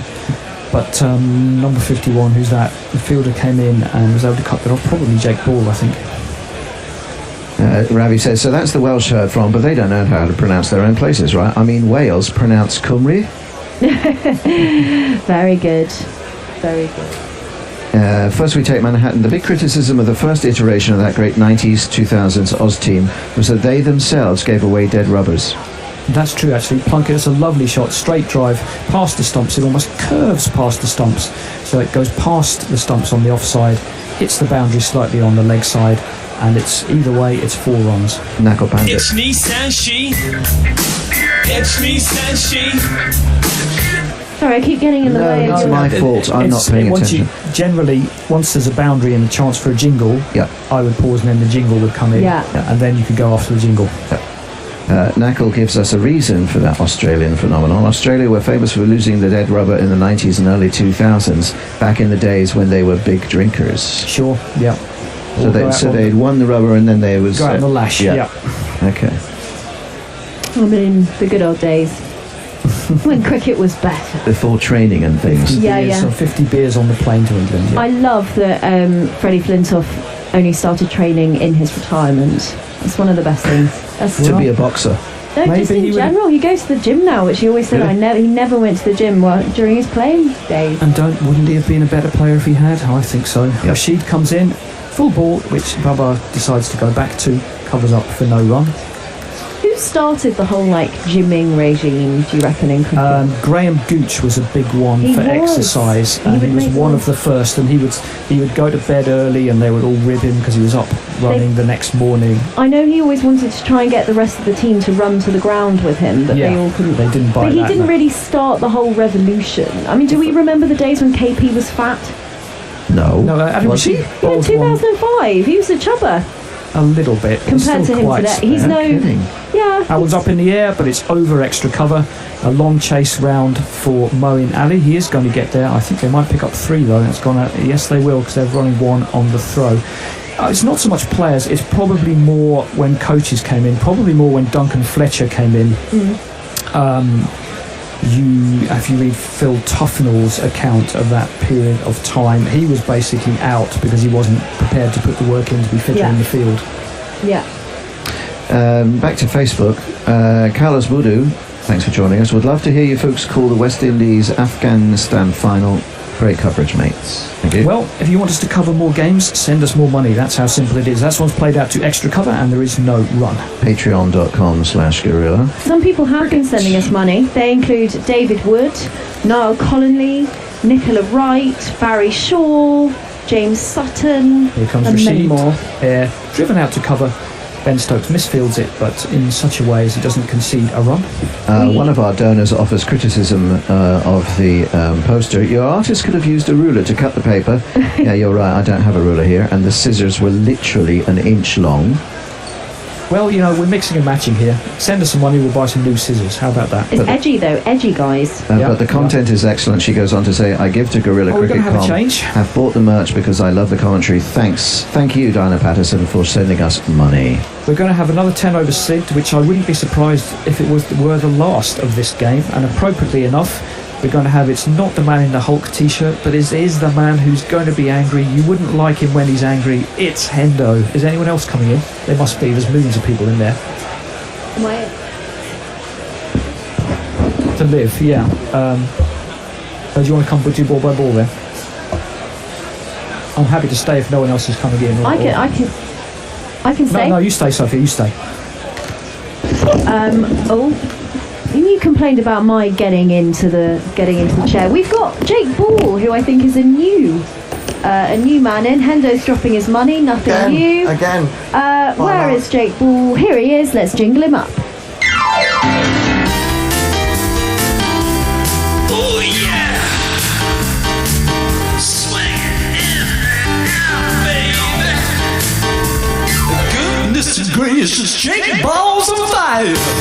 Oh, and in he comes. Bowls to Baba Azam, who just tickles a misdirected ball down the leg side into the square leg region for another single. Chantal Pereira says 3 different formats make it difficult to see West Indies Oz-type domination. Plus, you need something special to overcome home conditions. Speed? I think you fail the doping control. If that was what you took.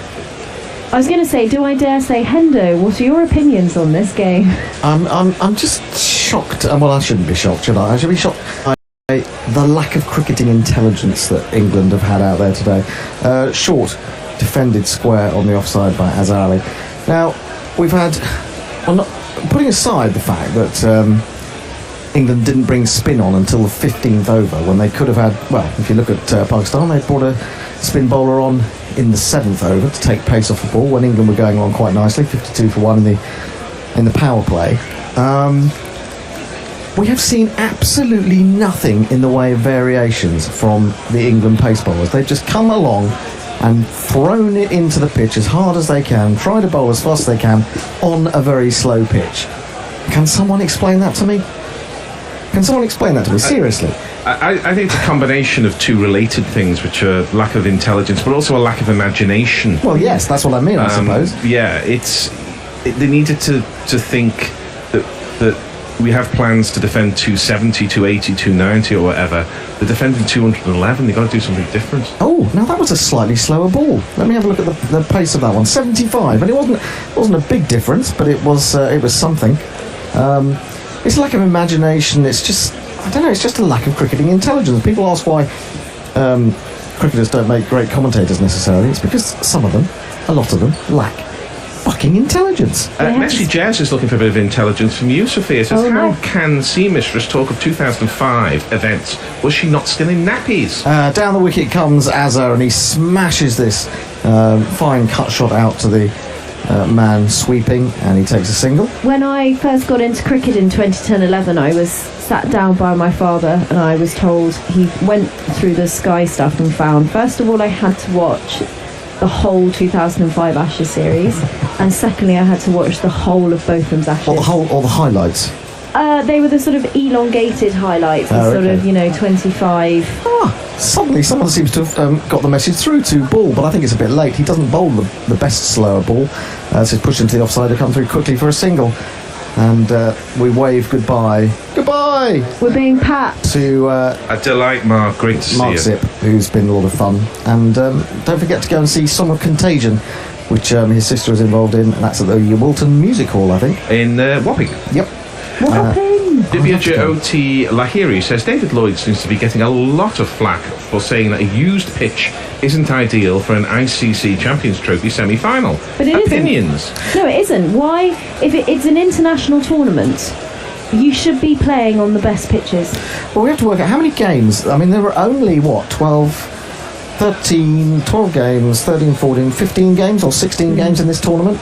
So there shouldn't really have been more than 5 games at each venue. Yeah, but there's a ready pitch right next door to it, apparently. Well, this makes you wonder what's that's being saved for. This is driven as Rashid starts new over into the offside, straight to extra cover. There's no run. The bigger question is they shouldn't be playing at Cardiff. Well, yeah, that's arguable. Yeah. I don't see why they shouldn't be playing at Cardiff. Why shouldn't they be playing at Cardiff? Because there are at least 10 better grounds in the country. Here's in again, bowls. Back goes Babar and crunches this into the offside, but straight to extra cover. Better grounds for the experience of the fans, better grounds for the quality of the pitches, better grounds to spread the geography, because there's not a match in the north yet again. Flatter ball, a little bit of turn, but only gentle, and pushed easily through mid-on for another single. But Gary, you have to remember this is won by a bidding process, and I'm pretty sure I remember Steve Elworthy saying to me that only these 3 grounds bid for it. Yeah, well, the bidding for Cardiff is at least supported in some way by the regional government. Now, Azza leans back, tries to cut this one and misses. Could have got a thin edge through, but it's that kind of day. And he doesn't, from an England perspective. 170 for 1, 42 required from 110 balls. I don't know if you remember 2013's Champions Trophy, but I remember it feeling much more of an event. This one hasn't felt like that. Driven over the top of extra cover. A lovely scoop shot from Azza, but it hasn't got a lot of pace on it, and round comes Johnny Bairstow to field from long off. They'll have got through for 3. Well, it's more of an event than the 1999 World Cup, put it that way. Well, the World, yeah. But that said, I just remember that for the final in particular. That was dreadful. Our very own Paul Howard says, 1, official response, well played, Pakistan. Fully deserved and well played. 2, real response, well, no, I don't want to decry Pakistan in any way, because they bowled really, really well. What England didn't do is, 1, try and manoeuvre the ball about. It was as if, because the pitch was a little bit slower and they couldn't play the big shots, it's like they didn't want to play any shots at all. And they got themselves into an incredible muddle that way. But the other thing is, it's like they haven't watched what Pakistan did to be successful. Sometimes you say, you've got to see 2 teams bat on a pitch before you know what it's like. But if you've seen someone bowl successfully on a pitch, then don't you bowl like them? Don't you try to take pace off the ball? Yeah. I agree. It's insanity, absolute insanity, and I think Trevor Bayliss needs to be put on the spot about this, because if this was the plan, then it's gone up the Swanee, hasn't it? Well, Azhar Ali had a bit of luck. He played and missed a number of times early on. And so did Johnny Bairstow. Yeah, but Johnny Bairstow could have been LBW second ball. This is pushed up to mid-on and there's no run. And cricket is not about the luck that you get, it's how you use luck that you get, and Azhar Ali is a class man who's used that luck well. Bakar Zaman is going to come off sometimes, and other times he doesn't come off. He's come off in this match. That puts Pakistan ahead of the game early on, and that's what he's in the side to do, and he does that well, and we're getting well and truly tonked, but some of it is down to Pakistan playing well. Oh yeah, and bizarrely, he's chopped onto his stumps, Azra Ali, trying to play a smash, basically, to a short, slower one at 70 miles an hour. See what happens when you take pace off the fucking ball, England. I'll diffuse the Think about situation with a jingle. Was a giant mistake. Was a giant mistake. Gigantic. He's gone for 76 on 100. But it just infuriates me that it seems that they always there's no flexibility. Yeah, England always seem to adapt, but it's always too late. They go, oh, fine then, we'll bowl a slower ball. Well, it's almost like we've tried everything else. Well, we haven't tried everything else. We haven't tried anything. So, hang on. We've all forgotten to bowl the odd slower ball. It doesn't have to be a slow ball. We haven't had one out of the back of the hand. We haven't had anything. Moeen Ali has bowled a couple of overs and then been left out to dry, and he's really not had much of a tournament, to be fair. Bowled little, batted little. I don't know. I just wonder what is going to be said in the press conference tonight. They're loving it in the Twitter sphere. Zafar Minihas says, "Nice commentary, Gorilla Cricket folks. Cricket is unpredictable. That is what is proved by seeing Pakistan going into the final."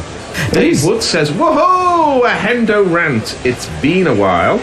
Nestle Boy says, "Have I missed an old-style Hendo England rant today?" Carla Pervez says, "Is this really happening?" I think it's talking about the match rather than your ranting, Hendo. Whitey says, "Name the 10 grounds, Gary. 10 grounds that are better than Cardiff."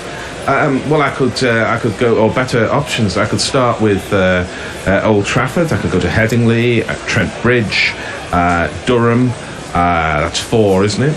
Can I jingle? You can. Can I cut in? But you know what I mean. I'm talking about the other county grounds, essentially. Your attention, please, from Mohammed Hafiz, consolidator or aggressor, great in a one-dayer, utility player, and always called the professor. Bristol's pitch got hammered earlier this week when there only 28 wickets went in the county game, but I've seen international cricket at Bristol. Better ground too. In outside the off-stump, left alone by Hafiz, quite a full delivery. Talking about grounds, what do we all think of the Oval's idea for expanding to become the biggest ground outside of Australia and India? 40,000 capacity. Have you seen the pictures? Yeah, I think we've all seen sort of big plans at the Oval for years and years and years. They don't always come off. You know, the residents have rights to light and stuff like that. I think some of it's dependent on things like getting baseball matches there and stuff like that. Really? Yeah. Is it? Talk of that. In comes ball again. Bowls to Hafiz. He forces off the back foot and he's going to get a run because the egg is so far back on the edge of the circle. But he's allowed to do so. I mean, depends there, not in a legalistic sense or a financial sense. I think that's the kind of thing they're looking for. A bit like Old Trafford have gone multi-use, yeah. Musical. Yeah, and you know, the Oval gets a lot of money from conferencing and stuff like that. How much people want to be rattling around with there's 5,000 people watching a Royal London one-day match in a 40,000 stadium? I'm not sure. Here's ball again. As this microphone seems to be failing. Is that a wide? And someone at the door. Josh Robinson says, "How many of Gary Naylor's 10 better grounds are in Lancashire? Champions Trophy games at Egbert and Southport." True. I'll throw in Blackpool as well if you want. And Colwyn Bay. Some people have thrown in Blackpool. It's 175 to 2. 37 more required from 104 balls. Here's ball again. Fullish delivery. Driven to the man in a rather unusual position. It's not quite as straight as the normal off Hayden. It's a little bit wider than that. It's just to be in the eye line of the batsman, really. Ben Ingham has a point, and I'll put it to you, Hendo, and you, Sophia, is that he says, in hindsight, someone needed to step up and bat 50 overs for a ton, really, and we've bowled shite. Now, if you're batting 50 overs for a ton, I'll come back to it in a moment. His ball again into complete is over. It's again misdirected towards the middle and leg stumps and easily enough turned down to long leg for a single. You're getting what, at best 270, 280? because the other guys have got to score 180 while you're scoring 100. And with the way England play these days, they never go out with 270 in mind. They go out with 300 at least in mind, 320, and they reset sights to 350. And I've seen England score over 400 now. So the days of someone going and batting 50 overs for 100 runs are, I think, largely gone. Because if they were doing that, we'd all be saying, well, they're wasting an opportunity here. They're only going to get 260, 270. Well, that's gone, I think, forever in white ball cricket. Nobody's ever going to bat 50 overs for 100. 176 for 2, 33 overs gone, 17 more to go. That's 102 balls in all, and Pakistan only need 35 more. It's a short ball from Rashid, too short, and it's punched up to long off for a single. I'll just qualify that. No one will bat first and make 150 overs, because people will say you're missing the opportunity. Am I right, or am I wrong? Or? Yeah. I don't know that won't happen at all. Very infrequently. Maybe. I think it's what the game situation is. You know, if Bairstow had batted for 100 and sort of carried his bat for quite a long time, I don't think you'd be I think we're in that sort of really odd time where if the game appears to be in the vein of this modern ODI that's 400, 300 to 400 plus, it's that kind of game, that kind of mindset. But then there are still games like this where the mindset's never really felt like it was ever going to be that kind of game. Hafiz advances well down the pitch to Rashid, and then tries to drive him through the colours, but doesn't really connect particularly well. Got it low on the bat, I think. Fielded at extra cover. Do you know, at any point today, have you thought, oh yeah, England could get a really big score? Yes, I think so. Defended into the offside. I think in the first power play, we thought that Pakistan had bowled quite well at the end of it. It was only 52 for 1, but I think the way that Bairstow was playing at that point, and certainly in the first 5 overs, he was picking off 2 or 3 boundaries in an over. After that, maybe it was just because the ball got softer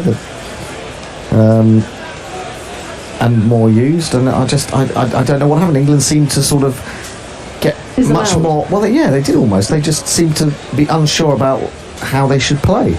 Ben Stokes couldn't time anything today. It was extraordinary. Down the wicket again. Oh, he should have been stumped. Hafiz went miles out of his crease.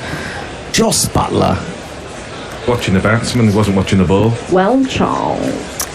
Dear, the village. Yes. Wicket keeper. Oh, dear. Through the legs. That's just appalling. I'm sorry, but that is it. Mr. Snowball wouldn't stand for that in his 16 defeats on the trot. No, indeed. He'd have his under-12s back for extra training. Exactly. He's lofted this one down the ground. Don't think there's anyone out there. There isn't. In fact, that was an effortless stroke, and it's cleared the boundary, and Babar has picked up 6. Let's talk about 6. Let's talk about 6. Let's talk about 6. Let's talk about 6. Sorry, that was Hafiz who hit the 6. I can foresee very few circumstances in which a batsman who makes 100 batting first at a strike rate of 70, which is essentially what batting through 50 overs to make 100 is not using more resources than they deserve in terms of the runs. I think you've either got to get on with it and make 120, 130 batting through, or you've got to get out of the way and let somebody else have a go. Does any side have a player opening that would have that kind of mentality to dig in for Azhar Ali? Yeah, Azhar Ali probably.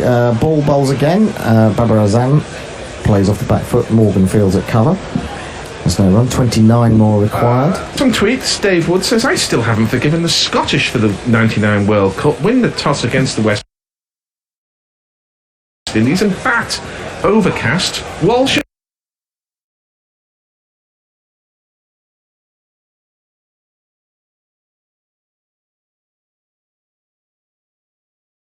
Ambrose coming at you. That's a great idea.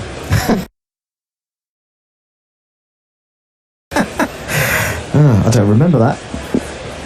Scotland v the West Indies. I was out of the country, so maybe I didn't pay attention to it. Ben Ingham has his tongue in his cheek. Shorter ball, cut through the covers this time for at least 1. Yes, 1 easy run it is. Ben Ingham says, why didn't any of our bowlers try and bowl left arm fast like Pakistan's bowlers seem to do all the time? That's what it is. We forgot. We've got to put any left armers in there. Who could we have had? We could have had David Willey. Oh, that's it. Afraid to say. And he's not... Even Trevor Bayliss is bored. He's yawning. Trevor Bayliss has a lot to answer for, in my opinion. Defended on Hafiz to shortish extra cover. Messenger says, these are the best Hendo rants. They start slowly and build up to a spectacular conclusion. You had anything to do with the theatre, Gary? I could never have guessed. I'm camping it up a bit today, aren't I? Afraid so. On Facebook Live, we can all enjoy Gary's shorter hair. How long has it been that short for? 3 weeks, 4 weeks. Ball in again, too wide, goes after that, cuts at it, Hafiz, misses, swinging, noding. It was a number 2 from the Arab lads up at quite near Lords, actually, just off the Finchley Road, or off the Edgware Road up there. They're very good, those Arab lads, and I go there occasionally and zzz, it all goes. What was this? What was the catalyst for removing the hair? I had half an hour before the show started at the Cockpit Theatre. Ball's again defended on the front foot. Into the covers, no run. You think differently when you're 54 compared to when you're 24, Sophia. How do you mean? Well, I needed a haircut because I had half an hour available. Not planning on what I would look like at the end of it. Oh, I see. Hendo, can you vouch for that? Yeah, a little bit, yeah. I mean, I went for the less severe number 4 last time I was in. I didn't know there were numbers until about 3 weeks ago. You've got a lot of hair, though.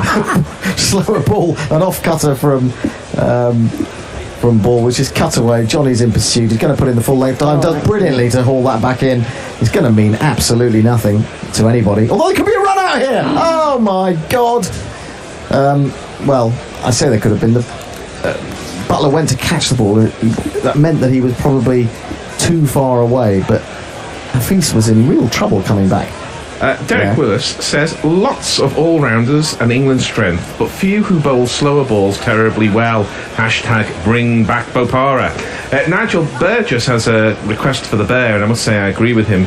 Please sort out the levels of your jingles. So loud I keep jumping out of my seat. I'm trying to turn them down. I really am. I'm trying to sort of move, do a bit of mixing. I think it's the input rather than your output that's what I could suggest is that if people give to Patreon, if people give some money to patreon.com/Gorilla Cricket, we will then be able to come and do this all the time. But we have to make money other ways because we don't have any money otherwise. So that means that the Bear has to do his thing, I have to do my thing, and there's no one else to take up the slack, basically. Grubby does quite a bit as well. Yeah, he does. But so basically it's lack of money. Bedingham says, baffling having a tournament here and no game being at Lords or Old Trafford, but that's my local ground, so maybe biased. Read baseball, says Paul Howarth, at the Oval. You'll definitely get Essex White Sox playing there. Boom, boom. Well, it may be that you'll get some more Australian rules football because they've had Aussie rules at the Oval quite regularly. I don't know if they have in the last few years, but certainly up to as late as 2006, they were still having those games in October. We're going to have American football regularly at Tottenham's new ground, so I think we will start to see some more American sports. You know, there's the NBA player game at Wembley. I think there's going to be more of this happening. First, we take Manhattan. Says, good night, folks. Looking forward to tomorrow. Go Bangladesh! Josh Robinson says, don't forget Arundel and Swansea, which indeed has hosted an ODI before. It's at the halfway down at Swansea! Yes, Swansea, of course. Swansea was much more famous for cricket, wasn't it, than Cardiff ever was? Sophia Gardens. Was that Cardiff? Or was that Cardiff? I think it's... No, that's that one. That's we're Cardiff. playing there. Yeah, we're playing. This match is coming from Sophia Gardens. Will Cockerell says, if Stokes had batted the full 50 today, Gary, he'd have made 75. Well, he can't do miracles every time, can he? No, but it is a bit odd that Ben Stokes hit neither 4 nor 6 in his 69 ball innings. He's gone for a big drive. No, he hasn't. It's a repeat from earlier. But they refuse to put R up on. If you want me to rant, I'll rant about that again. Whitey says, will 50 over cricket be redundant in 5 years? My answer to that is ask the BCCI. No, I don't think it will be redundant because I think people always want a day out at the cricket, and you don't get that necessarily with T20. It's also the biggest money spinner for the advertisers. So the ICC, ECB, everyone else are going to make sure it survives. Yeah, I think it'd be stupid to let it go, to be honest. I don't think there should be as many. So you know how in a series you have like 3 tests or 4 tests, then you have 5 ODIs and 2 T20s. I think it should be 2 ODIs or 3 ODIs and 5 T20s. I don't like this. Oh, no, I don't like 5 T20s at all. But they're so much more exciting. No, I'm sorry. No, they're not. I don't agree. I find a glut of T20s just makes me want to turn the telly off, basically. Really? Yeah, I do. Why do you get turned off by too many T20s? Because T20, the bowler doesn't have the chance to get people out in the slips, maybe for 1 over if you're lucky. So basically, you're not testing the batsman's technique against the moving ball early on, which you're not doing a lot of that in the ODIs, but you're doing a bit more of it. And how many times can you say, and so they need 42 with 5 overs left? Because that's what you end up saying in T20s over and over and over again. I prefer to go a whole day of cricket than 3 hours. Yeah. Stokes in, bowls a bouncer. Hafiz ducks underneath it, and it goes through to Butler. 25 more required from 90 balls. It would take some extraordinary kind of, miracle or disaster, depending on who you support, for England to do anything with this game. Well, I'm going to take issue here with Nakul Pandey, one of our very own gorillas, saying it's interesting to note how we've gone in 2 years from stop bowling slower balls to where are the slower balls? Well, I didn't agree with I don't agree with bowling slower balls all the time, but surely if we've seen it today. There have been Pakistan producing variations. It's really about variations. It doesn't have to be slow balls. There are other variations you can bowl, as we talked about. The Yorkers. I mean, the Yorkers they bowled today were superb. Haven't seen England really trying to bowl Yorkers. Oh, it's a free hit. Oh, is it a free hit? Oh goodness me. Well, why not? Other variations are available. I'm sorry, I just had to say that. Well, I'm a fan of 10 David Hussies, as you know, so I want a lot of slower balls. He's in. Oh, bowls a horrible ball, which is carted down the ground for 6. Cross-batted hoik, but straight, and Hafiz has hit his second 6. Pakistan moved to 194 for 2. Now if a 6 turned out to be 9. Very flat. I don't mind. Well, the professor's gaining top marks here. He's about the only person who's timed a shot, really. The sixes we saw earlier, there was a lot of top edges, but he's thumped 2 big ones. Stokes, it's not been his day. Pulls another short piece of filth down the leg side, which will be a wide. It's now signalled. He's got figures of 2.1 overs, none for 27. Pakistan are 195 for 2. Shahzad says, I am sorry for England, guys, but let's chill for unpredictable Pakistan. Your comments for the final winner. Well, I suppose if India get through as we expect them to, but you can't expect anything really, seemingly, in this tournament. I would like to see Pakistan win, but they're going to have to do very well to beat India. India are so strong these days. This is thrown at the non-striker's end as they come through for a quick single. It's hit the batsman and rolled away. They're trying to pinch another run with the overthrow. Who would you have? The 3 teams left.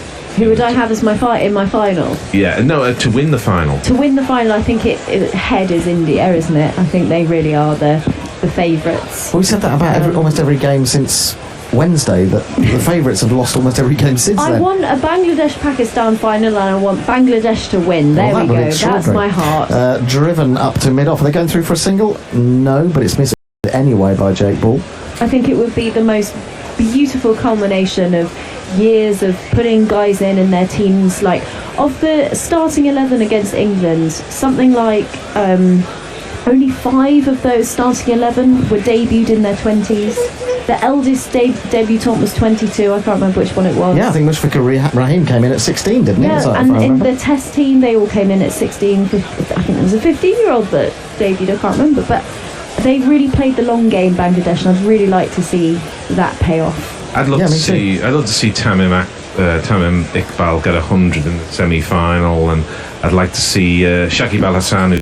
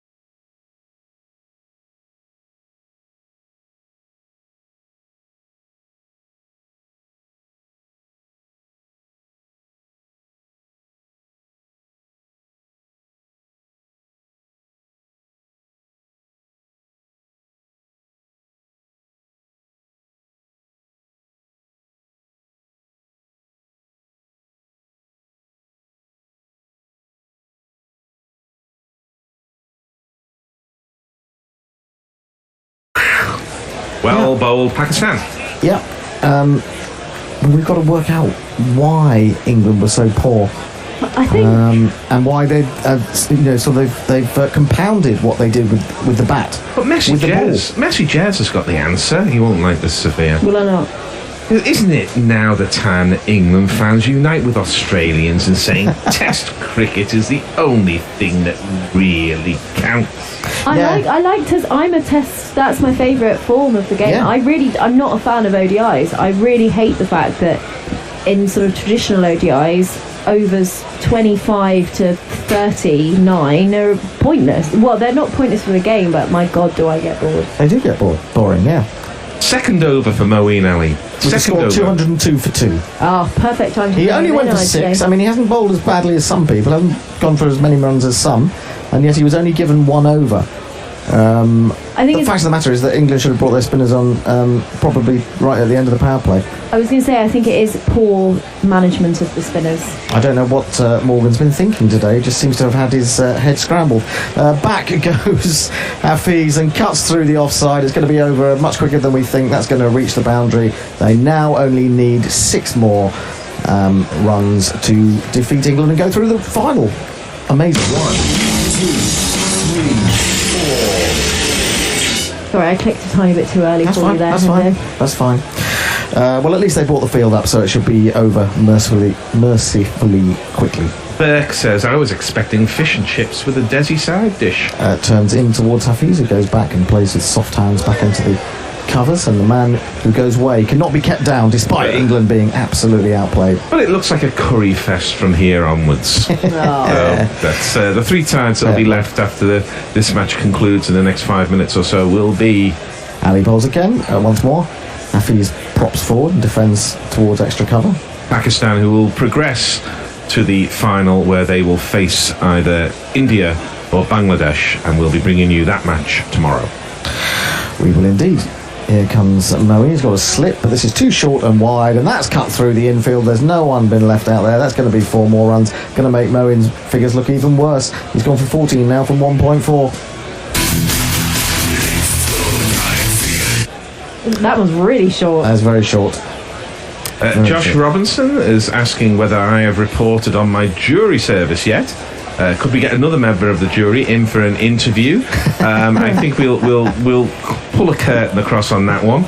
We will talk about it, Josh, the next time we're sinking a pint or 2. Moeen in, and he tickles this away into the onside. That will probably be it. They needed 2 runs, and they're going to keep us hanging on as the man comes in from deep mid-wicket. Sarfraz Ahmed is absolutely delighted up there on the balcony, and why wouldn't he be? Because he has led Pakistan, who seemed like no hopers at the beginning of this tournament, to the final at the Oval. They are there, and India still have to get there. They can at least enjoy that fact for another day. Moeen in, bowls defended on the front foot by Baba just down in front of him. So Moeen escapes without conceding the winning runs. He's bowled 2 overs, none for 15. It's 211 for 2. I love it when you need 1 from 78 balls or 79 balls and you just block it. Yeah. Just block it. Well, it's going to be Hafiz to face. Clovis Apostate says, yes, Hendo. While I agree there's too many meaningless ODIs, T20 to me is the fairy floss of cricket. What, is that good or bad? I'm not sure. I know that Surrey's T20 season was being advertised at Wandsworth Cineworld with a bespoke advert on the cinema. I do think also that I don't know what the prices are like at other grounds, but I think Surrey charge far too much for T20s. I agree. 27 quid these days. I agree. Sells out though. Sorry? Sells out. How much of that? It doesn't matter if it sells out. I mean, okay, you can say it's the market and people were willing to pay it, but I think as someone who's watched cricket for many years, that it's not worth it. That is it. England have lost. They have failed again in an ICC tournament. Mickey Arthur goes mad with excitement up there on the balcony with Sarfraz Ahmed. The 2 batsmen in the middle hug each other. The fans, well, they've made a lot of noise today and shown up in their green colours. And amazingly, I couldn't see it this morning. My head was ruling my heart, I thought that England would win this game quite easily. But it just goes to show you can't tell anything in cricket, can you? Pakistan win by 8 wickets. Yeah, I'll give you some tweets because I think we're in a mood to wrap up quickly, are we? Save the Newt says, why is it that every time the team I support plays, the team that plays at a random quality they get destroyed? मतलूबा score सिर्फ 2 खिलाड़ियों के out होने पर मुकम्मल कर लिए और यूं इंग्लैंड को आउट क्लास किया है सेमीफाइनल में और पहला सेमीफाइनल पाकिस्तान जीतने में कामयाब वेल प्लेड पाकिस्तान जी जनाब जी तो बहुत अच्छा डिस्क्राइब किया आपने और तारीखी लम्हात हैं पाकिस्तान की क्रिकेट के और आज कार्डिफ पे पाकिस्तान की क्रिकेट को अरूज हासिल हुआ है और पाकिस्तान ने आज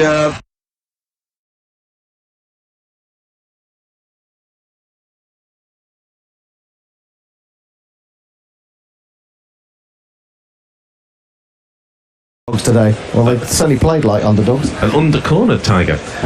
Whitey says, Pakistan winning without Umar Gul. Has he retired? Yes. Well, he's not in the team. There was talk about him coming back, I thought, but I'm not 100% sure on that. Knuckle says, it was merely a comment on the evolution or perhaps circularity of bowling strategies in ODIs. That's, do we go to more slower balls, fewer slower balls? And, of course, you're right, Knuckle. What goes around comes around in cricket as in life. Well, surely you've got to look at the conditions that you've got out there, and I think slower balls and Yorkers, as Pakistan showed, were the way to go today. But England didn't seem to learn from the way that they had bowled. I'm not saying that if you're bowling on an incredibly good batting pitch that you use loads and loads of variations. Maybe you don't, but certainly on a pitch like this, I think you should have done. Jibia Jyoti Lahiri want Bangladesh to win. At least it'd mean something. India winning would be meh. Pakistan will go back to being shit even if they win. I think it'll be huge if Pakistan win a global tournament, given what's going on in Pakistan cricket, not playing at home. They're doing this without Misbah, without Yunus Khan. It would be extraordinary if Pakistan were to win under a relatively new captain, Sarfraz Ahmed. I mean, it would be a great story if Bangladesh win as well. But a Pakistan win would be almost incredible, almost unbelievable. I'll tell you what, I think if it was a Pakistan-Bangladesh... Well, it will be if it's a Pakistan-India final, but even if it's a Pakistan-Bangladesh final, you're going to get a fantastic atmosphere at the Oval on Sunday. The Bangladesh fans were brilliant when I was there for the Australian game. The Pakistan fans look like they've made plenty of noise today. And India, as we know, will do exactly that. They make a lot of... Well, when I was at the Oval, not this year, but for the last Champions Trophy, the Pakistani fans were slapping the advertising hoards to such an extent that they fell off the second tier of the OCS stand. Their arms that were slapping the hoardings. Oh no, the hoardings, not the arms. I was thinking you were saying the arms fell off. Gary, I was getting very sort of animated Gary, cartoon. you're feeling all right. I'm beginning to feel a bit stir crazy. But Clovis the Apostate says Lord Henderson has donned the black cap and ordered Bayliss drawn to Tyburn on a pallet. Yeah, something like that. I think it's a hurdle, isn't it, that you get drawn to Tyburn? Unlike most of the other people on Guerrilla Cricket, I haven't studied classics, so I'm not sure. No, that's medieval history. Jimmy History, I've done that either. Says if Bangladesh win, it'd be a legitimate step on their rise as a cricketing nation. Well, more than a step. I mean, they'd have arrived, wouldn't they? It wouldn't be a step, it would be an arrival. I think just them getting through to the semi-finals was a big step. Well, it was a brilliant performance against New Zealand. They didn't do badly against England either, but I mean, the Australian game they should have lost. With to be fair, Australia should have walked that game, but they were, hampered by the weather. Can I wrap up your tweets and then head off? Josh Robinson says, I can hear fireworks from the other side of the park. So some Pakistan supporters pleasing. And Shehzad says, I have closed a deal with Liz. Could you please now work out that deal? Not sure what that means. Well, this isn't Liz. This is Sophia. Liz was yesterday. Sophia is today. I see. They are different people. I can vouch for this. Yeah. Well, I'm gonna wrap up your tweets there, and I shall be back at some point tomorrow. So I'll look forward to hearing from you then. I'm gonna head off home at this point. I think, Endo. Why not? I think we're all going to do the same. England have been absolutely outplayed. They've been stuffed like a... I don't know. Artichoke. Yeah, like a very, very, very big artichoke. Or a courgette flower, and then deep fried, and served on the side of a crab. Oh, yes, I hadn't thought it that far through, but you're probably right. The Pakistan fans are going over to... Sorry, the Pakistan players are going over to their fans to applaud them, and they've given them great support. They will be delighted. what can you say? England mess up yet another international tournament after looking like they were going to go through to the final. A bit of a worry, though, that they seem to, every 4 or 5 games, they seem to produce an absolutely rank performance. Anyway, that's it from us for today. Join us for, hopefully,